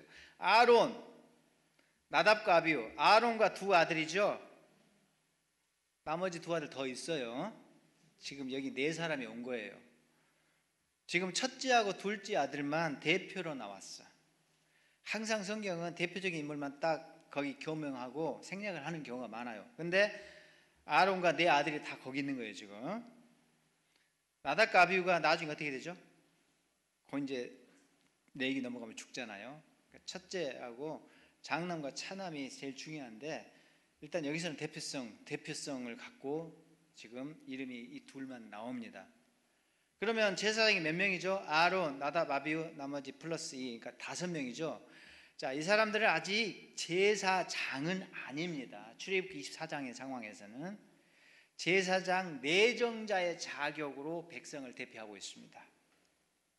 자, 여기까지 이해가 됐죠? 제사장이 왜 아닌가? 위임식을 해야 제사장이잖아요. 그러니까 내정자의 자격으로 백성을 대표하지만은 아직 기름 부음을 안 받고 가운을 아직 안 입어요. 그럼 언제 기름 붓고 기름 부음을 받고 가운을 제사장 옷을 입는가? 레위기 8장 가서 제사장 위임식이 진행됩니다. 그때 가서야 이제 제사장이 돼요, 제대로. 그럼 여기서는 누가 제사장 노릇을 하는가? 모세가 백성의 정치적인 지도자이면서 동시에 단독 제사장 역할을 다 하고 있어요. 그래서 지금 제사들을 다 집행하고 주관하고 있습니다. 이 세레모니도 다 사회를 보고 있는 거예요, 지금. 자, 그러면 그 다음에 이스라엘의 장로 몇 명? 70명이에요. 그럼 더하면 몇 명이죠? 75명이죠. 75명이 백성을 대표하는 자들로서 여호와께 올라와서 줄 여기 서라, 바짝 당겨 앉아라 한 거예요. 자, 너희들은 앞줄 바짝 당겨 앉아라, 앞줄에 배치를 해요. 멀리란 말은 나랑은 떨어지지 않다 이 말이에요. 지금 간격은 두고 그런 뜻으로 보여요. 지금 하나님이 산 꼭대기, 시내산 꼭대기에 구름과 불기둥과 더불어 나팔 소리, 우레 소리에 더불어 지금 거기 자리 잡고 계셔요. 지금 산 정상에. 그리고 백성들을 불러서 이제 자리 배치하는 거예요, 지금. 그 다음에 너 뭐라겠죠? 너 모세만 여호와께 가까이 가 나오고 이렇게 돼 있죠. 자, 너희 장로들, 제사장 내정자들은 좀 떨어져 있어. 자, 모세 좀 더 앞으로. 모세가 가장 하나님 앞에 지금 가까이 가 있죠. 그러니까 모세의 자리는 제일 하나님께 가까이 있어요. 그러니까는 산 정상에 하나님을 만나려고 여러 번 왔다 갔다 했던 사람이잖아요. 출애굽기 19장부터 보면 모세가 등산을 몇 번 했는지 헷갈립니다. 한 6번, 최소 6번 했어요. 어떤 사람 8번까지 잡는 사람도 있어요. 근데 제가 체크해 보면 한 6번 정도 올라갔어요. 오르락내리락. 왜 그게 헷갈리냐면은 아까 올라갔는데 내려왔단 말이 없어. 근데 또 올라가 있어. 근데 내려왔다는 말이 없는데 내려와서 뭘 하고 있어요. 올라가 있는 사람이 갑자기 내려와서 뭘 하고 있어. 그리고 그 다음에 또 올라가 있다게. 이게 지금 언제 들어왔지?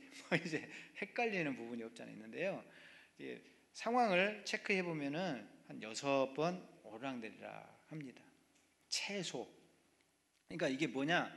시내산 꼭대기까지 하나님께 독대하기 위해서 하나님과 얼굴과 얼굴을 맞대고 면전에 서서 하나님을 만날 수 있는 유일한 자격을 가졌던 사람이야. 그러니까 그 경계선을 뚫고, 마지막 경계선 거기를 뚫고 하나님을 독대하러 들어갔던 사람이에요. 그러니까 모세는 가까이 와라.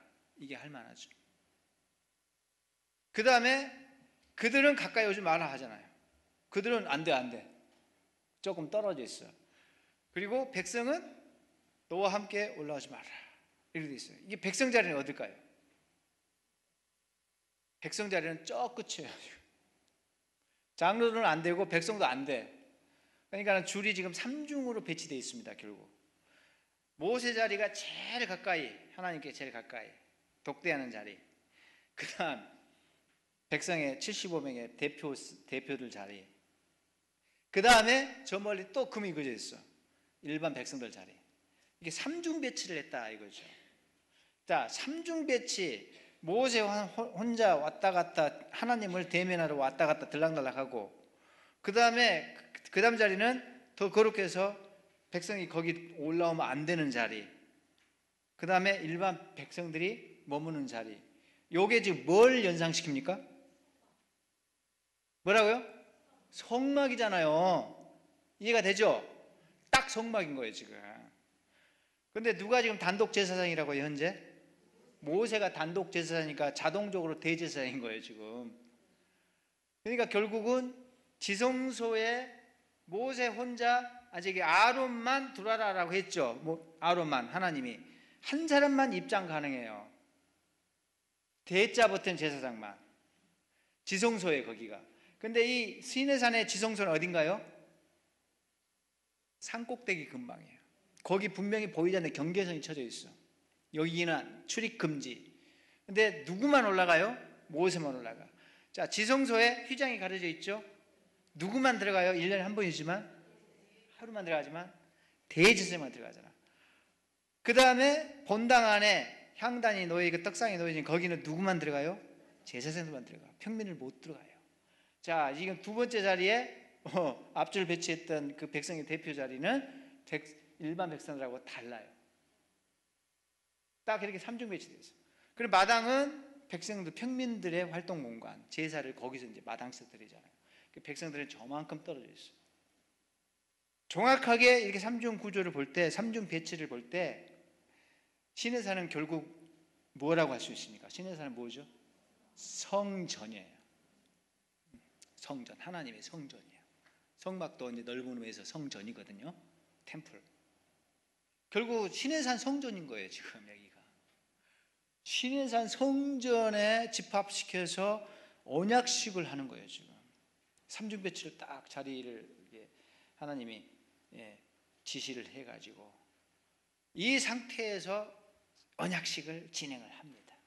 자, 그러면 성전이든 성막이든 하나님께 예배를 드리는 그런 거룩한 장소, 성전에는 반드시 뭐가 있어야 되죠? 제물을 바치려면 제물을 바치는 기구가 뭐예요? 제물을 올리는 기구가 뭐예요? 비품이. 제물을 태우는 비품이 뭐예요? 물건이. 제단이죠. 제단이 있어야 되는 거예요. 신에서 성전이니까 당연히 제단이 있어야 되잖아요.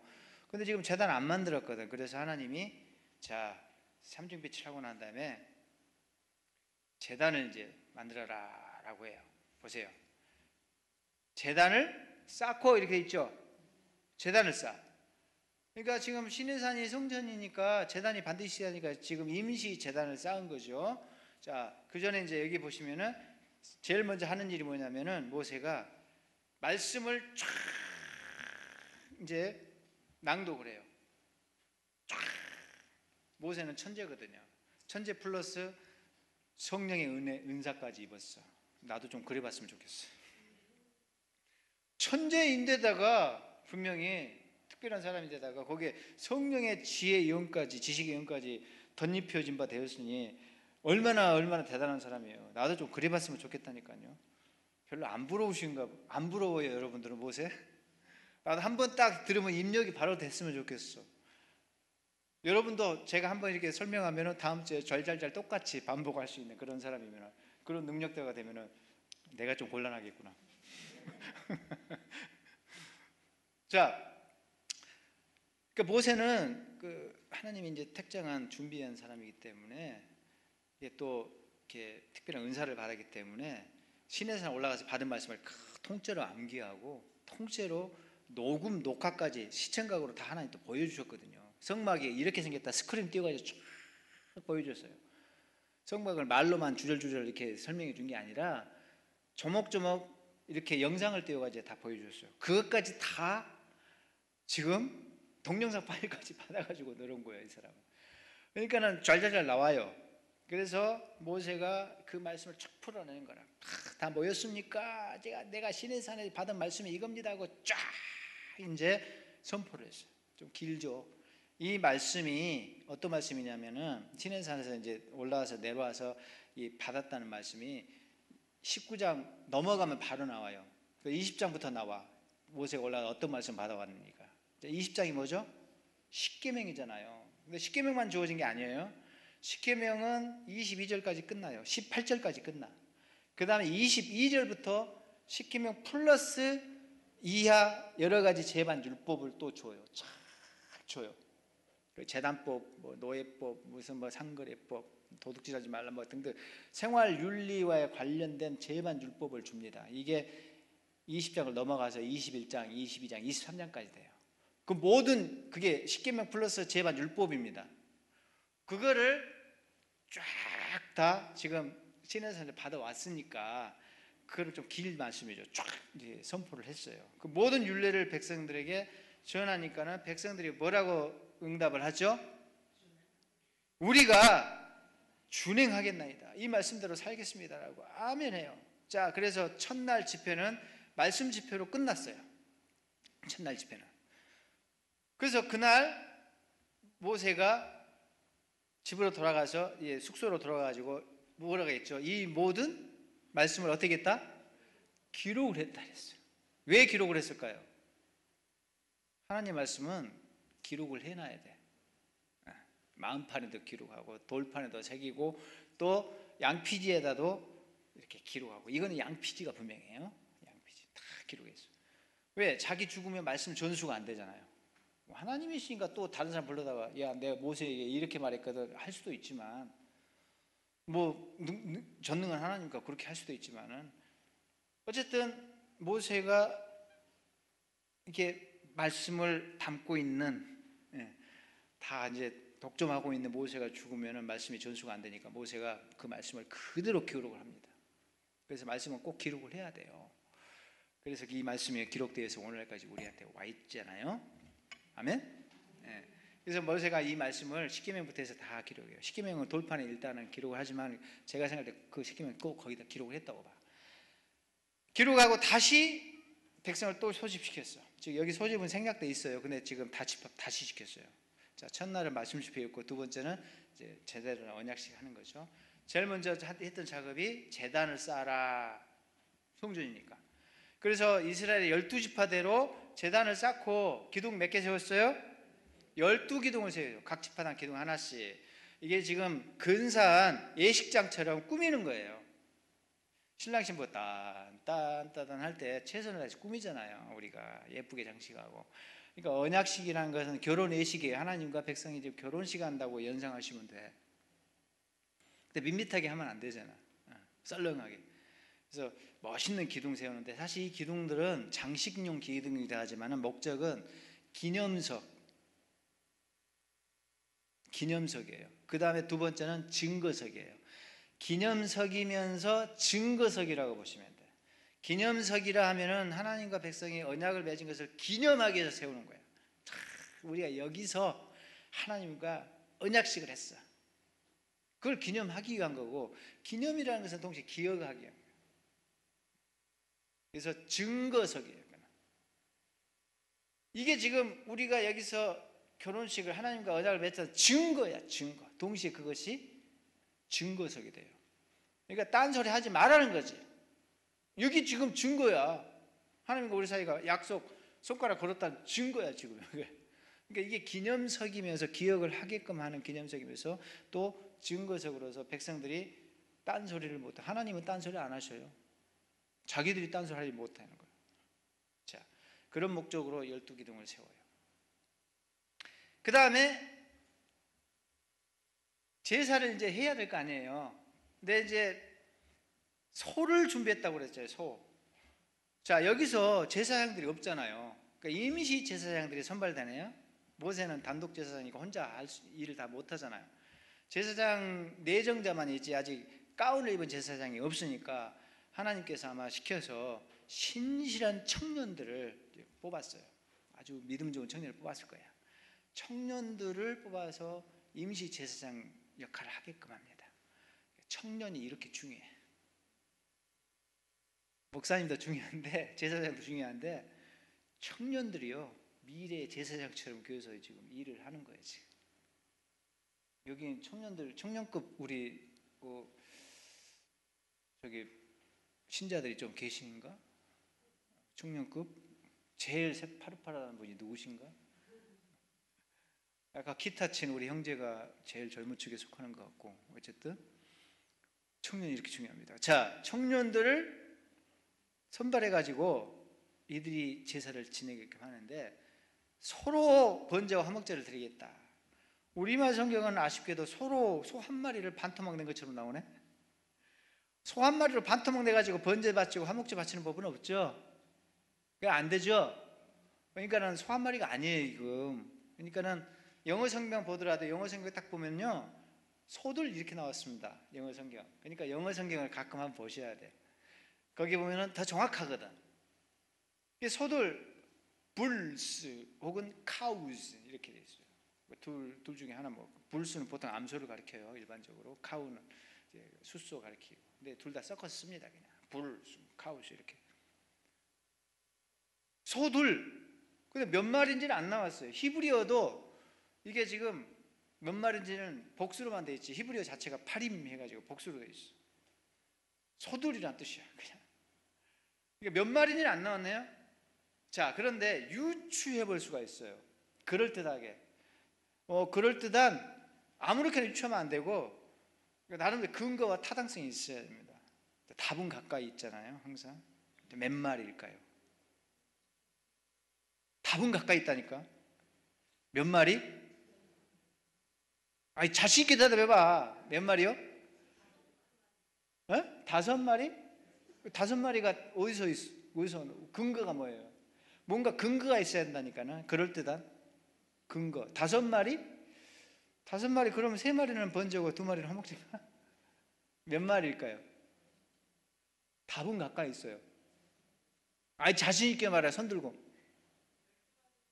12마리.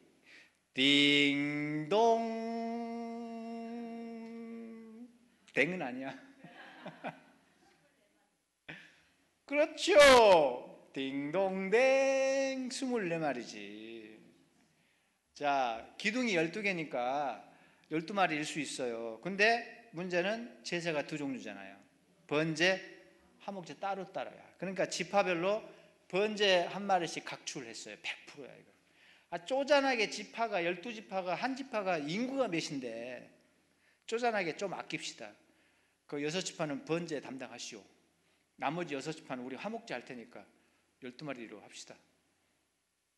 그렇게 했을 것 같아요 여러분. 좀 쪼잔해 보이지 않아요? 다들 그렇게 하는 것이 상식에 맞나? 인구가 장정만 60만 명이잖아. 그러니까 소 한 마리쯤 아무것도 아니잖아요 사실. 그러니까는 상식적으로 볼 때 좀 아낍시다 해가지고 쪼잔하게 번제 6집 하고 나머지 그냥 화목제 6집 하고 좀 광야에서 소 아낍시다 뭐 이렇게 했을 리 만무한 것 같고, 번제를 한 마리씩 각출했어요. 화목제를 또 한 마리씩 쫙 각출했어요. 또한 몇 마리죠? 육중한 황소 24마리예요. 요 24마리를 잡았어요. 잡았는데 모세가 피를 가지고 뭐라겠죠? 반은 양푼이 몇 개? 여러 개. 밭개수가 여러 개야. 여기도 개수가 안 나와. 많이야 지금까.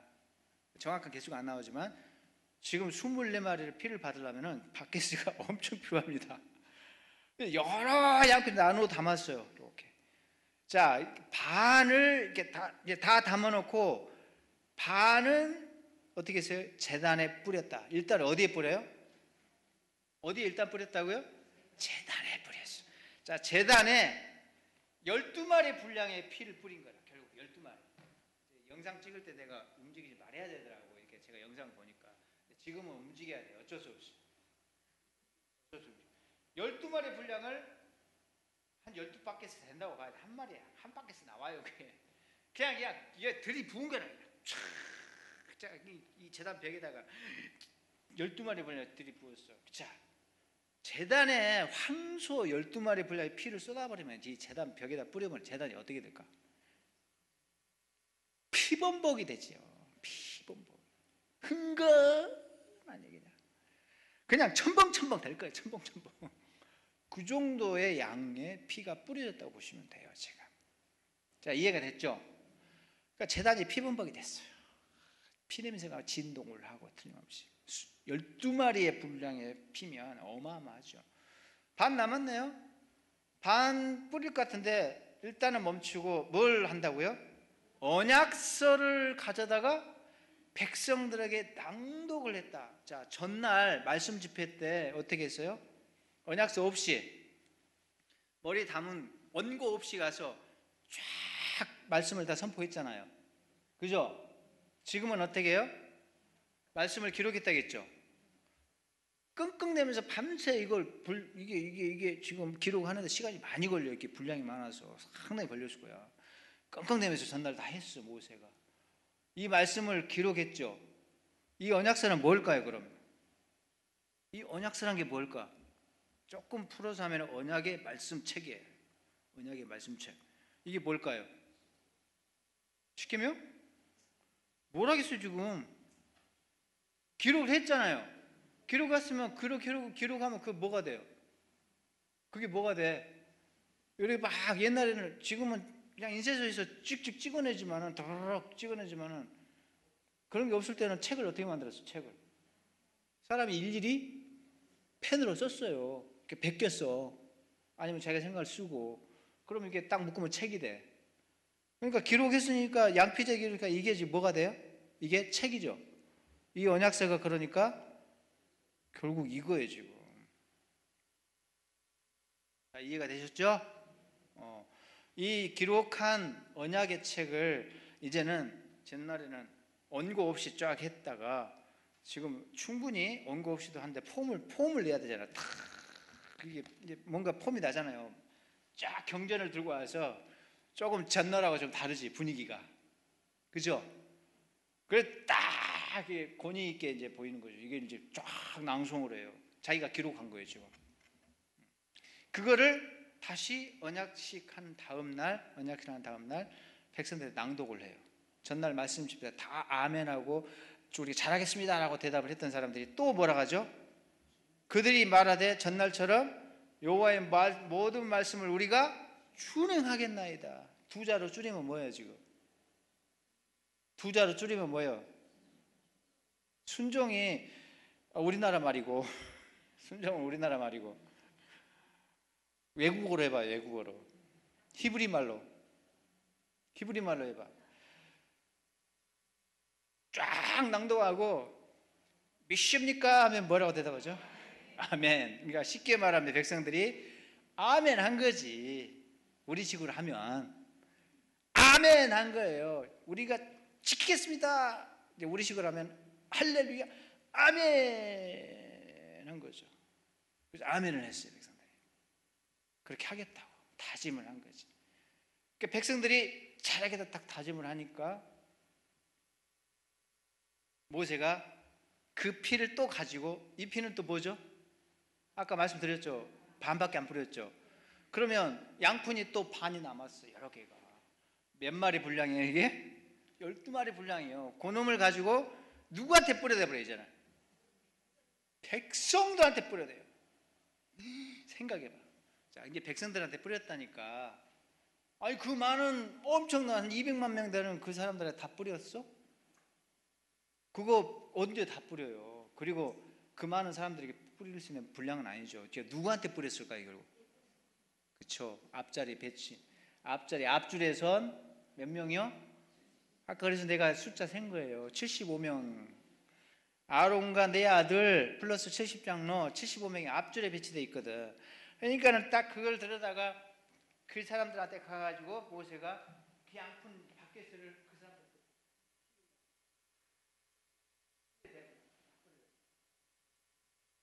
75명이 피 세례를 받았어.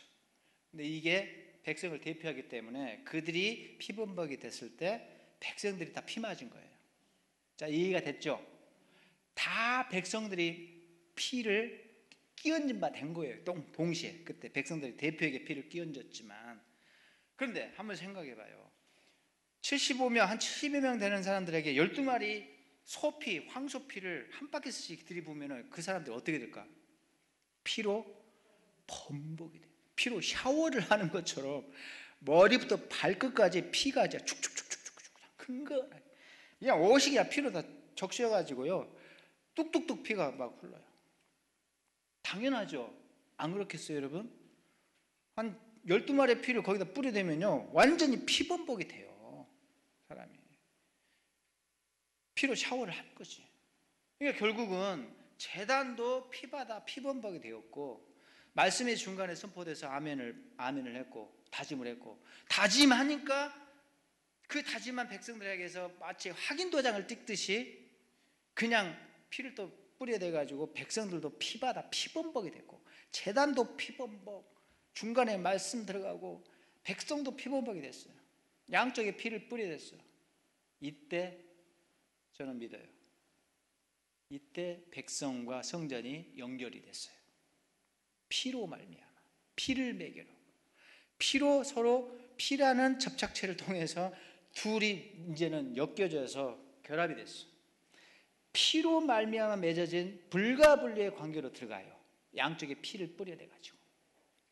그래서 언약의 피로 맺어진 관계가 된다. 이때 바로 이것 때문에 이제는 제가 볼 때는 영향을 주고받은 거예요. 이것 때문에. 바로 이유가 거기 있었어요. 출애굽기 24장을 보면서 그 답을 찾았어요. 제가.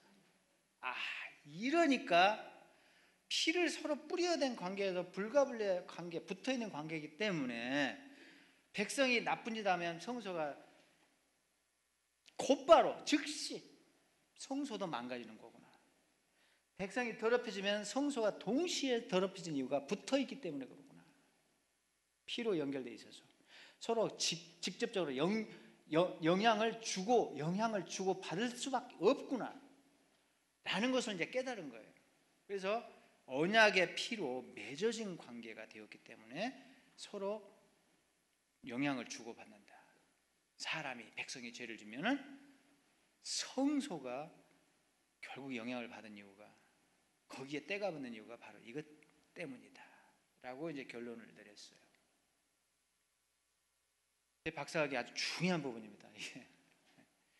그래서 제단 백성 사이에 피가 이렇게 있고, 이 피가 양쪽에 뿌려져서 결국은 성전과 이스라엘 백성이 피로 연결되는 역사가 일어났다. 이 시내산 언약의 현장에서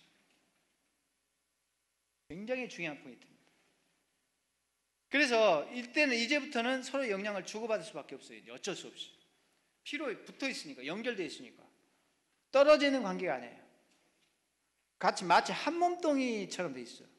그러니까 이게 더럽혀지면 성소도 더럽혀져요. 백성이 더럽혀지면 성소도 더럽혀질 수밖에 없어요. 그러니까는 결국은 영향을 이렇게 준다는 거죠.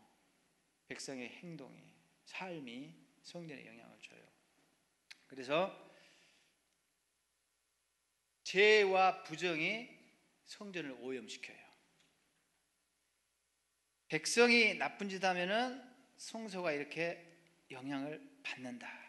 그래서 이스라엘 백성들이 부정결하면요, 제단이, 하나님의 성전이 직접 영향을 받아서 거기도 더럽혀진다. 이런 작용이 발생된 이유가 다름 아니라 시내산에서 맺은 언약 관계 때문에 그렇다. 그리고 또 한 가지 제가 강조하고 싶은 것은, 지난주에 제가 말씀드렸습니다.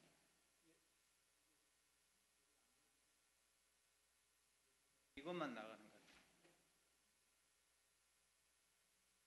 이것만 나가는 것 같아요. 그죠? 여기 나오면 제가 생각할 때는 제가 생각이 아니라 제가 지난주에도 말씀드렸는데, 이게 짐승의 피가 사람한테 뿌려진 적이 한 번도 없어요. 겨우 조금 바르는 정도라니까요. 깃볼 이런데 한 번도 없는데 딱 한 번 여기 나와요. 유일한 장소입니다. 전무후무예요. 희한하죠? 너무 이상하죠? 재밌죠? 여기서만 피를 뿌린다. 그것도 제대로 뿌려버려요. 아예 그냥 피로 흥건할 정도로 피범벅이 되도록 피를 제대로 야무지게 뿌려요. 여기서만 사람들에게 피가 뿌려지는 장면이 나와요. 희한하게도 굉장히 큰 의미가 있죠. 그리고 일절 사람에게 피를 뿌리지 않습니다. 그 이유가 이게 다 연관되어 있습니다. 자, 그래서 이스라엘 백성이 부정결해지면 제단도 성전도 오염된다. 그리고 제단에 피를 뿌렸지만은 아까 백성의 대표는 장로들과 제사장 75명이라고 했죠. 그들에게 피를 뿌리면 백성 전체에 뿌려진 셈이 된다고 했어요. 그러면 제단은 뭘 대표할까요? 제단. 첫날 그래서 제단을 주시하라고 그랬어요. 지성소 안쪽에 지성소에 있는 법궤를 대표성을 지닌 비품이니까 그거 굉장히 주목하라고 했고, 마당으로 나와서는 성전을 대표하는 기물이 마당의 제단이라고 그랬어요. 그 대표성을 갖고 있어요. 그러니까 제단에 이게 피를 뿌렸지만은 결국 뭐에 뿌린 셈이 되죠? 제단이 대표성을 갖고 있다. 뭘 대표하죠? 아니, 제단은 뭘 대표해요? 제단은. 자, 백성의 대표들은 백성을 대표했고, 제단은 뭘 대표할까요? 제단은 뭘 대표해요? 뭘? 자신 있게 대답해봐요. 이 제단은 뭘 대표하고 있죠? 아니, 장로들이 백성을 대표했고, 이 제단은 뭘 대표하죠? 성전을 대표하는 거죠. 성전. 그러니까 거기다 피를 뿌리면은 성전에 피를 뿌린 셈이 돼요. 백성의 대표에게 피를 뿌리면 백성 전체에게 피를 뿌린 셈이 되고, 이해가 되셨죠? 예. 그러니까 결국 백성에게 피가 뿌려지고 성전에 피가 뿌려진 셈이 돼요. 이렇게 해서 백성과 성전이 피로 딱 연결되는 관계가 들어갔다니까요. 언약의 관계로. 피로 맺어진 관계가 들어가요. 뗄 수가 없어요. 이제는 이 관계. 서로 영향을 주고받아. 이런 식으로 영향을 주고받아요. 그래서 죄를 짓잖아요. 그럼 피가 필요한 거예요. 피가. 왜? 이거를 해결하려면 또 피를 내야 돼요. 언약의 피를 흘리게 했듯이 또 짐승을 잡아서 또 피를 흘리게 해요. 그 피가 뭔 작용을 하는가? 제단을 청소하는 거예요, 지금. 그래서 백성이 오염되면 성전이 오염된다. 그런데 이 오염을 닦아내잖아요. 그래서 성전이 정화가 되잖아요. 이제 깨끗하게 성전이 정결케 되잖아요. 그러면 이 정화력은 반대로 작용해요. 이게 깨끗해지면 백성이 깨끗해져요. 자, 오염력은 백성에게서 성전으로 작동하고, 정화력은 성전에서 백성에게로 작동해요. 그래서 이게 선순환적인 그런 작동을 하는 걸 볼 수가 있어. 계속. 왜? 붙어 있으니까. 그래서 오염력이 이렇게 가고 정화력이 이렇게 해서 이 성전을 깨끗하게 하면 피를 쫙 뿌려서 정상으로 돌리면 백성들이 그때 해결되고, 이런 관계가 지금 형성이 된다는 거죠. 그게 이유가 언약의 신에서는 언약식 때문이다. 그리고 언약의 피 때문이다. 자, 이게 그런데 어떤 의미가 있는가? 우리한테 그래서 그게 우리한테 어떻게 적용되는데? 어떤 의미가 있는데? 신약에 그런 게 있어요, 여러분. 동일한 원리가 작동을 해요. 정말 신기하게도. 잘 보세요. 바울이 고린도전서 3장 16절에서 이렇게 말하고 있거든요. 자, 같이 읽어봐요. 이 부분은 스크린 보고 읽으세요. 시작.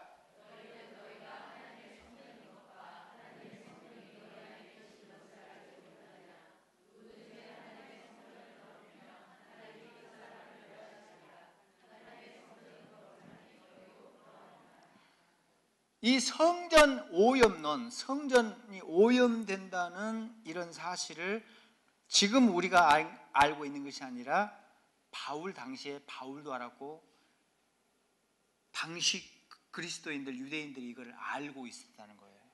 바울이 그러잖아. 너희가 모르느냐? 이게 뭘 위해? 방금 제가 설명했던 그게 나와요. 너희가 하나님의 성전이니까 너 하나님의 성전이 너희 안에 계시고 알지 못하냐? 너희들 다 알고 있지 않냐? 누구든지 하나님의 성전을 더럽히면 하나님 그 사람을 멸하신다. 하나님의 성전을 더럽힌다고 하잖아요. 니네들이 죄지어서 나쁜 짓 해서 그러면 하나님의 성전을 더럽혀진다는 거죠. 바울도 알고 있었어요. 이 편지를 받는 고린도 교회 성도들도 다 알고 있는 사실이에요. 우리만 몰랐어요. 구약에서 너희들이 이걸 분명히 깨닫고 있지 않느냐는 거예요. 지금 구약에서 백성이 죄 지으면 성전이 더럽혀지는 거 너희 다 알고 있지? 누구든지 그렇게 성전 더럽히면 하나님 그 사람 정리하지 않냐고 혼내주고. 그러면서 바울이 뭐라고 하냐면 하나님의 성전을 거룩하니 너희도 그래야 된다라고 말을 하고 있어요. 근데 그 성전을 누구라고 말하죠? 누구라고 말해요? 무엇이라고 말해요? 너희라고 말하잖아요. 너희. 그러니까 더 이상 건물 성전이 아니라는 거죠. 건물 성전이 아니고 이제는 너희가 성전이다. 사람 성전이라는 거죠. 이게 뭘 의미할까요? 구약에서는 방금 우리가 확인했듯이 성전 따로 백성 따로 존재했어요. 그래서 피를 양쪽에 왕창 뿌려댔습니다. 12마리씩의 피를. 그래서 그게 붙여놨어요. 그러나 분명히 두 개체가 독립적으로 존재했어요. 두 실체가 독립적으로 있는 상태에서 불가분리 관리로 딱 붙어요. 이게. 그래서 서로 영향을 주고받았어요. 자, 여기가 이해가 됐죠? 이해가 됐죠? 근데 이게 지금 어떻게 돼버렸죠? 이제 예수님 때문에 두 개가 합해져 버린 거야. 두 개가 따로따로 존재하지 않고 예수님 때문에 아예 그냥 합해져 버렸어. 그래서 성전 따로 백성 따로가 아니라 성전이 곧 백성이고 백성이 곧 성전이 되는 역사가 일어났어요. 그런 시대가 열렸어요. 아멘? 그게 언제 발생한 거죠? 십자가에 돌아가시 직전에. 그게 연결되어 있지만은 그걸 다 합해가지고 그 결과적으로 그렇게 되어 있지만은 그 단계가 있어요. 단계가. 십자가에 돌아가기 전에 뭘 하셨죠? 유월절 죽기 직전에 뭘 하셨죠? 만찬을 하면서 12명의 제자를 모아놓고 어떻게 하셨죠? 유월절 예식을 했잖아요. 짐승을 안 잡고 누구를 이제는 잡으셨죠? 상징적으로 자신을 먹였잖아요. 유월절량으로 자신을 먹여요. 그런데 재밌게도 거기 보시면 뭐라고 되어 있냐면 먼저 떡을 돌렸다 했잖아요. 이게 내 살이다. 유월절 살이다 이 말이야. 양. 그거 먹어라 이렇게 했어요. 근데 그것도 중요한데 그 피가 더 중요했어요. 그 다음에 잔을 돌렸어요. 그러면 잔에 어떤 의미를 부여하셨죠? 이것은 내 피다라고 했잖아요. 내가 흘리는 피다라고 했죠. 그러면서 그걸 들이켜 마시라고 했잖아요. 자, 그래서 제자들이 잔 돌려서 제자들 어떻게 하죠? 그 포도주를 예수님의 피를 마셔요. 마신다는 것은 들이켜서 지금 삼켰다는 거죠. 그럼 피가 어디에 뿌려진 거죠? 사람에게, 제자들에게 뿌려졌잖아요. 그것도 내면에 뿌려진 거예요, 지금. 피가. 이해가 됐죠? 예수님의 피는 사람에게 그것도 내면에 뿌려진 피가 돼요. 그러면서 제일 마지막에 똑같은 말씀하셔요. 아까 우리가 모세가 이렇게 말하거든요. 모세가 지금 그거 넘어왔는데 모세가 마지막에 이렇게 말해요. 이 부분이 중요해요. 그 피를 뿌리면서 그 피가 무슨 피라고 하죠? 언약의 피다. 근데 예수님께서 마셨냐? 다 마셨지? 말씀하셔서 제일 끝에 뭐라고 하시죠? 이 피는 나의 언약의 피다. 똑같이 말해요. 그러니까 예수님께서 유월절 만찬을 하시면서 유월절 예식을 자기 몸으로 하시면서 동시에 신의 산 언약을, 새로운 신의 산 언약을 체결하신 거예요. 동시에 유월절 만찬이면서 그 현장은 새로운 신의 산 언약이 체결되는 새 언약의 현장이었어요. 근데 더 이상 짐승의 피가 아니라 이제는 자신의 피를 흘려서 그 피를 이제 성전에 뿌린 게 아니라 이제는 사람에게 마시게 함으로써 언약을 맺었어요. 그렇게 해서 언약을 맺어요. 그래서 이제는 사람이 성전이라고 말씀하시는 거예요. 그때부터 사람이 성전이 돼요. 그리고 예수님께서 이 땅에 오셨을 때 성전으로 오셨거든요. 내가 성전이다. 진짜 성전이 왔다. 그래서 건물 성전은 끝이라고 선언하셔요. 이거 멋진 성전 다 무너져. 돌 위에 돌 하나 남지 않고 곧 있으면 다 붕괴될 것이다. 처참하게 사라질 것이다. 왜? 진짜 성전이 여기 왔으니까. 진짜 성전이 왔으니까 이제 그림자 성전은 사라지는 거죠. 역할이 끝나고. 그래서 건물 성전 시대가 끝났다고 이제 선언을 하시고 실질적으로 그 건물이 무너지죠. 그래서 여러분들이 가서 그 성벽만 봐요. 성전벽만. 근데 그 성전벽은 진짜 성전벽은 아니거든요. 헤롯이 지가 여기까지 성전하자. 지가 둘러친 벽이에요. 지 그 안에 있는 성전은 흔적도 없어요. 다 예수님 말씀대로 그대로 사라지고 없습니다. 그러면서 요한복음에 뭐라 하죠? 너희들이 이 성전을 헐라. 내가 3일 만에 다시 일으켜 세우겠다. 이렇게 딱 말해요. 헐, 미친놈이, 저 별 미친놈이 봤네. 주변에서 유대인들이 맛이 갔다고 그랬어요. 왜냐? 아니 이 친구야, 이 성전을 우리가 46년 동안이나 여기저기 만지고 리모델링하고 멋있게 꾸미고 그 작업을 46년이나 해왔다는 거예요.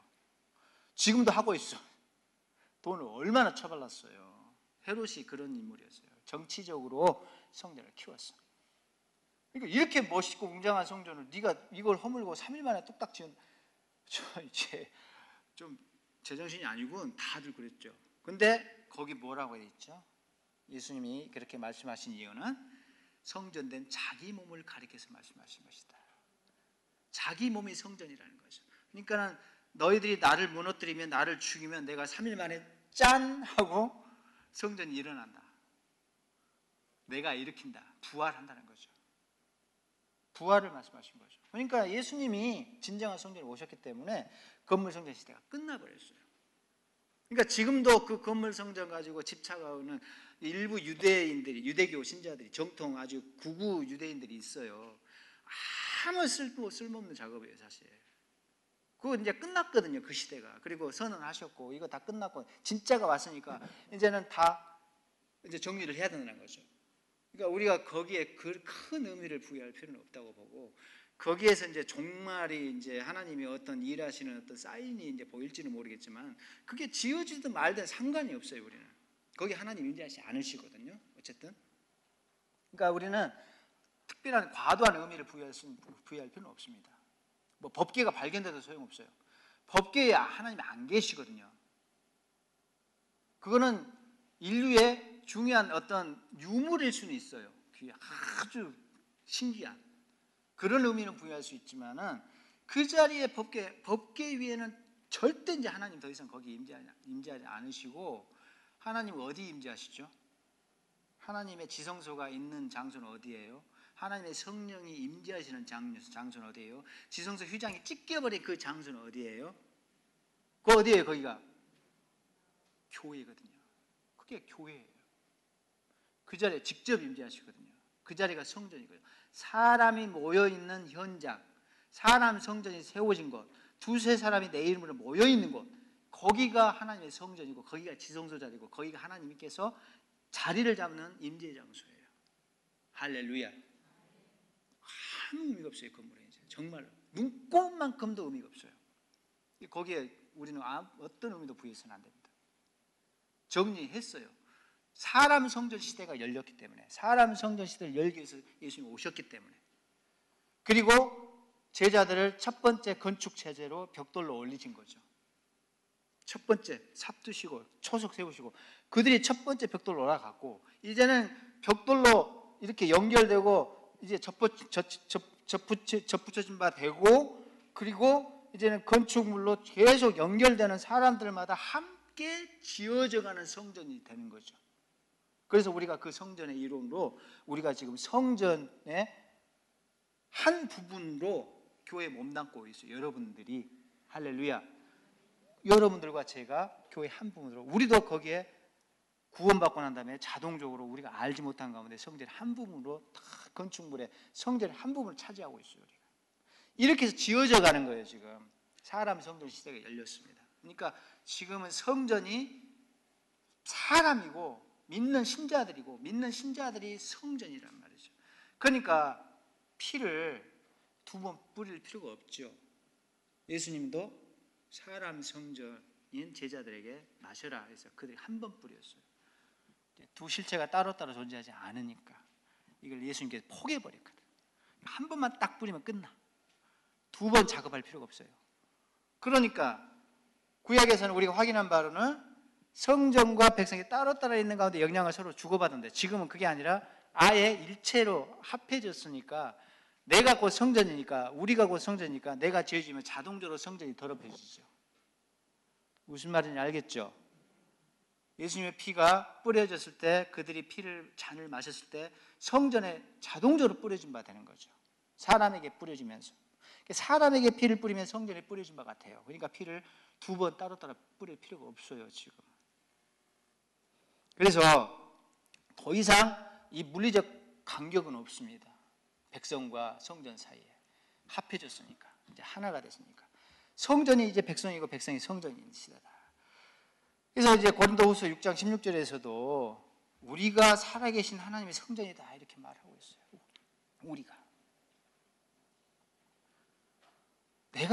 우리가 믿는 사람들이 백성이 성전이라는 거죠.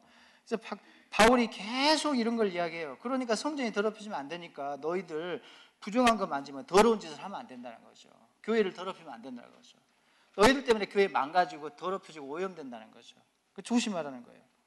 그래서 지금 바울이 계속 그런 교훈을 합니다. 그러니까 다 알고 있었어, 이 사실을. 우리만 모르고 있었어. 이제 제가 설명하니까 구약에서는 백성이 죄지면 성전이 더럽혀지구나, 그 근거가 있구나, 언약 때문이구나, 이걸 알았는데 사실은 바울과 그때 당시 교인들은 다 알고 있었던 사실이에요. 너희가 모르느냐, 다 알고 있지 않냐고, 나쁜 짓 하지 말고. 이제 또 성전 더럽힌다고 말을 하는 거죠. 그래서 나와 백성의 성전이 따로따로 있었던 것이 이제 이렇게 합해졌다. 예수님 때문에 합해졌고, 그래서 우리가 공동체를 일단 그렇게 인식을 해야 되고요. 여기서 얻을 수 있는 교훈. 그 다음에 그러다 보니까 내 죄에 대한 인식도 좀 달라져야 됩니다. 죄를 우리는 따로 국밥으로 생각해. 내 개별적인 문제로, 개인의 문제로, 하나님과 나와 관계로의 문제로만 생각해. 근데 그게 아니올시다. 공동체의 문제고 성전의 문제예요.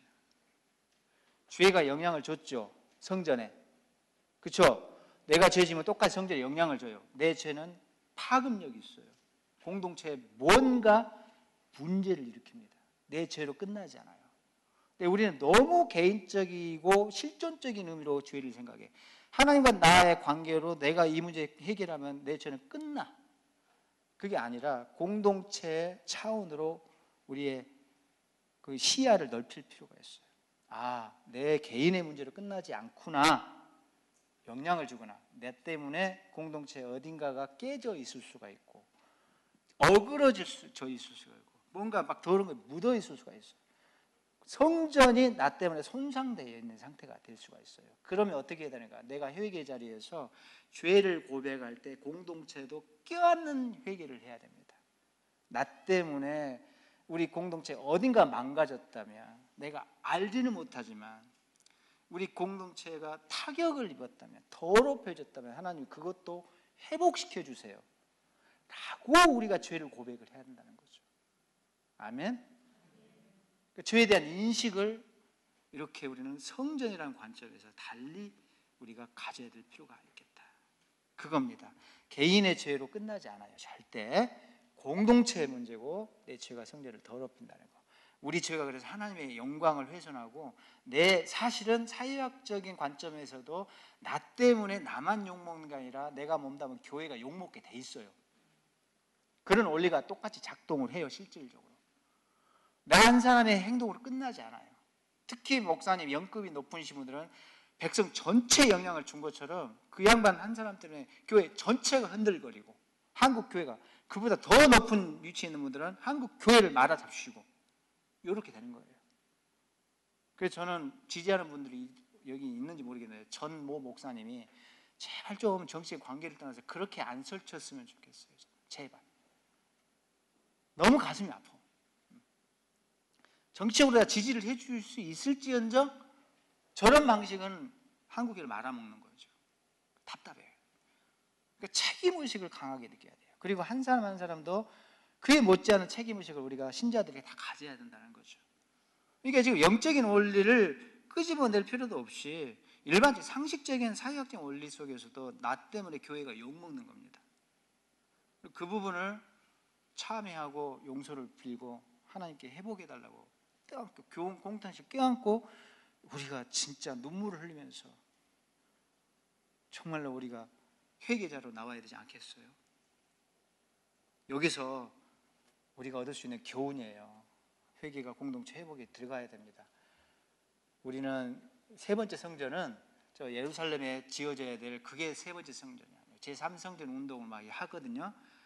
짓든지 말든지 상관치 않아야 돼요. 우리는 정말로 아무런 의미를 부여하시면 안 되고 진정한 제3성전은 우리예요. 우리가 제3성전으로 올라가야 돼요. 제대로 하나님의 영광을 그냥 찬란하게 드러내면서 진정한 성전으로 우리가 제3성전으로 세워져야 돼요. 이게 진정한 세 번째 성전입니다. 그래서 우리가 세상을 향해서 이 영향력, 감염력을 행사할 필요가 있습니다. 교회에 하나님께서 영향력, 감염력, 이 능력을 주었어요. 예수님이 이렇게 변화시키잖아요. 예수님께서 만져서 이렇게 부정결을 제압하시고 거룩으로 변화시키시고 이런 역사를 하셨잖아요. 그런데 이게 패러다임이 엄청난 전환이거든요. 사실은 이거는 다음 주에 제가 말씀드릴게요. 어쨌든 다음 주에 이게 요거 오늘 강의는 이걸로 끝나요. 근데 요 부분은 다음 주에 원래 지금 해야 될 내용입니다. 제가 맛보기만 말씀드렸는데 정결법에서 이게 제가 마무리를 해야 돼요. 예수님의 사역에 대해서. 그런데 미리 땡겨서 결론만 말씀드리면 우리 교회가 이 영향력을, 이 거룩의 감염력, 이 거룩의 능력을 부여받았다는 거죠. 왜? 예수님이 그 능력을 갖고 계시는데 예수님께서 우리 그 능력을 같이 부여해 주셨어요. 그래서 우리가 이 놀라운 능력으로 이 세상을 변화시킬 수가 있습니다. 이 땅을 새롭게 할 수가 있습니다. 오늘 이 속죄제를 통해서 이렇게 정말 중요한 교훈을 얻을 수 있다는 것을 여러분들이 깊이 깨닫고 우리의 위치를 다시 한번 재확인하는 그런 시간이 되었으면 좋겠습니다. 좀 시간이 갔지만 자, 우리 같이 기도합시다.